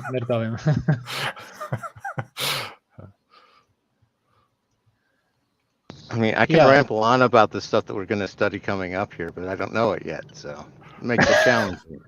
Tag. But one thing that stands out is it's kind of interesting how some of this stuff looks similar to what Aristotle was working on and his method of work as well. So there's that, and there's the emphasis of logic on the part of Nyaya. There's the atomists as well. So the Greeks can't claim to be the sole developers of atomism. And so well. Wait, so the only two heterodox schools are Buddhism and Jainism, and we've already covered a bunch of them already. There are also other two, the Ajivikas and the Charvakas. Oh, right. I only remembered about the Buddhas and the Jainas, Ajivikas and the Charvakas. Yeah, there's not much more to say about the Buddhists. We covered them quite a bit. Okay, but I can share the screen. Hold on. Let's see. One of them were hedonists. We did a slide long ago about them, I think. But I can just remember one slide about the Charvakas. Is that right? Was one of them? Yeah, I think we mentioned them as the fatalists kind of guys. So let's see. Was that in episode 20? Our episode 20 slides. Let's see. I'll show the visual aid and we'll see if it rings a bell. So yeah, this is even more awesome. You can even see where I'm pointing. So basically what I did was I shared in presenter mode in Canva without downloading. And so it's basically shows it like this. And so yeah, the Orthodox movements or Shramanic traditions. So they oppose Orthodox perspectives on ritual, metaphysics, and epistemology. They have espoused a diverse range of beliefs, ranging from accepting or denying the concept of soul, fatalism, to free will, idealization of extreme asceticism to that of family life, renunciation, strict ahimsa or non-violence, and vegetarianism to permissibility of violence and meat eating.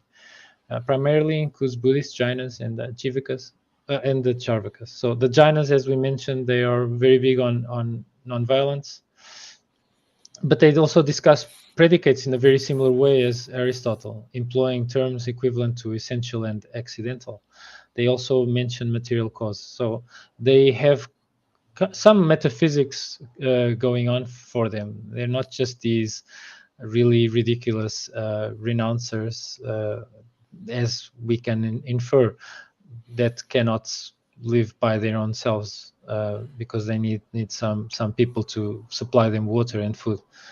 Yeah, and then there are the Buddhists. Go ahead. It's kind of impressive that they get any metaphysics done, like being almost starving of hunger. Maybe with it some clarity of mind comes. All the fasting maybe produces this clarity of mind. So who knows? Yeah. Then there are the Buddhists. So to put it in a nutshell, may critique that there is nothing fundamental or of intrinsic value in the universe because change destroys identity and impermanence is a big thing in Buddhist metaphysics. And also it's attributed to the Buddha that he said to his disciples before dying, don't waste time discussing metaphysics. You will just be wasting your time. But they did indulge in metaphysics for many centuries. So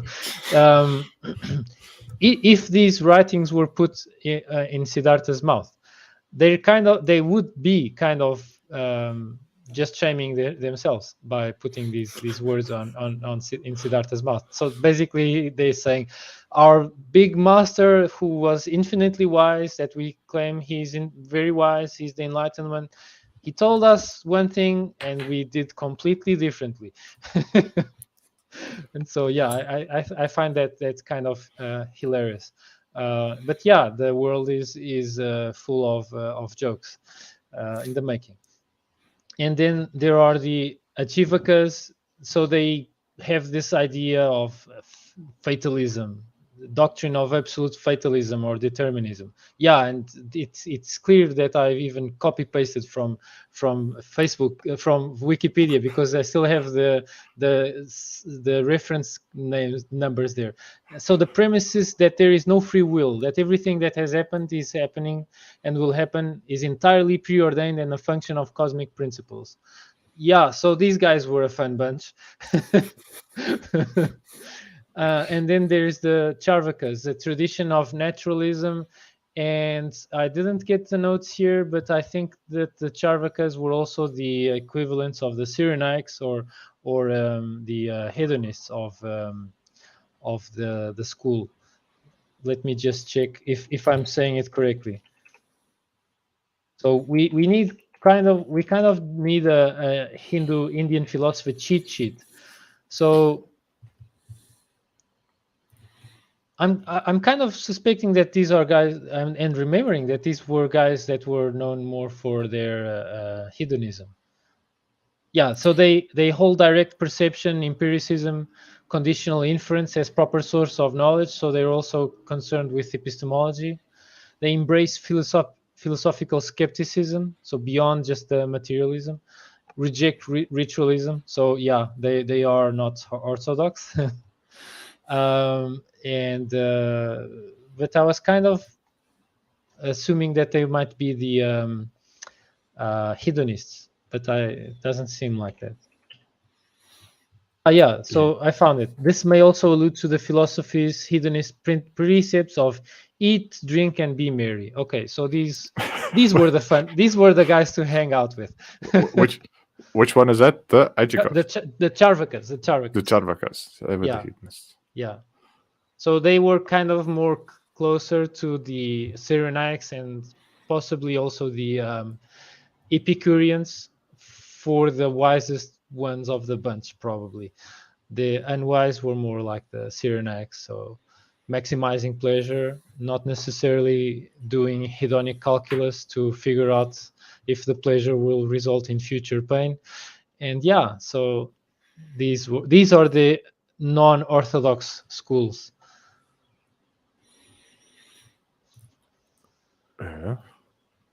I have a friend who's very big on eat, drink, and be merry. Like whenever we have philosophical discussions and it gets a little dark, he's just like, well, we could just wait for the machines to save us, and in the meantime we can eat, drink, and be merry. It's great.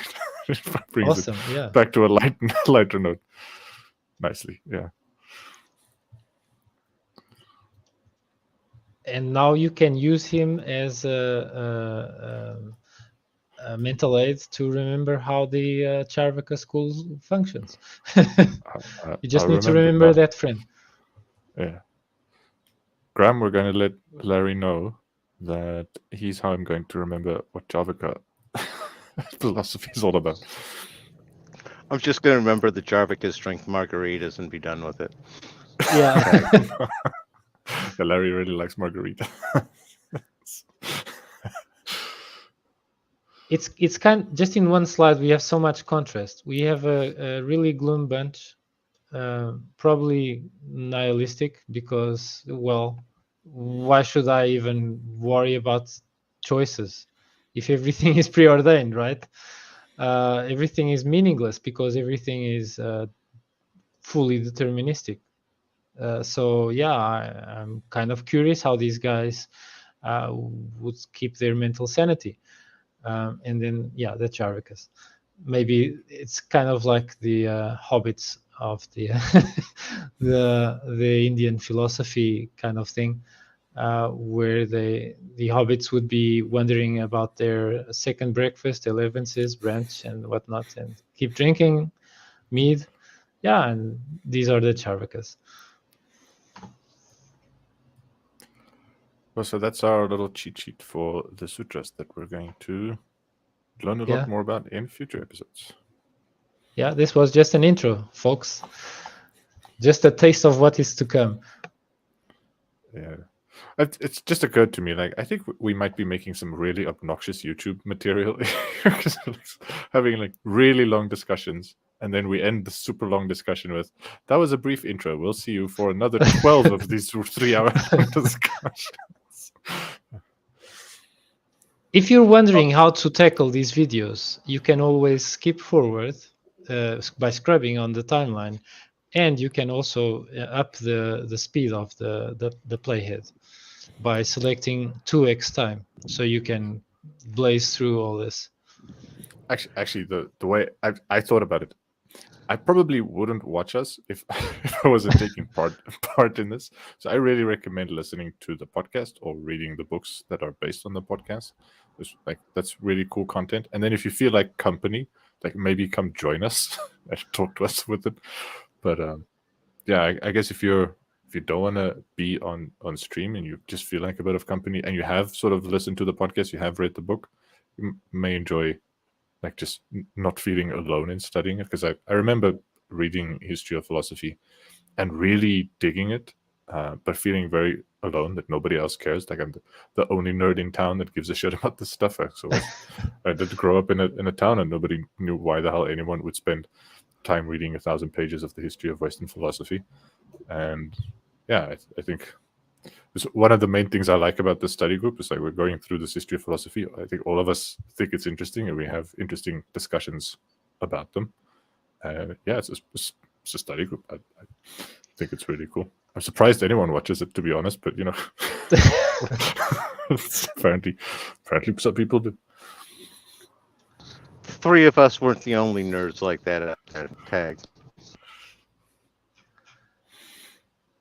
I've also read a few history of philosophy books, like Will Durant's and a few others, and yeah, they are really, really interesting. Gave me insights into guys like Schopenhauer, Nietzsche, and Kant that I won't read so soon because I'm still having a blast with the ancient guys.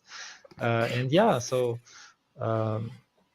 that's where we're at. We're gaining bits and pieces of knowledge as we go forward. Some of them might even be relevant to our lives.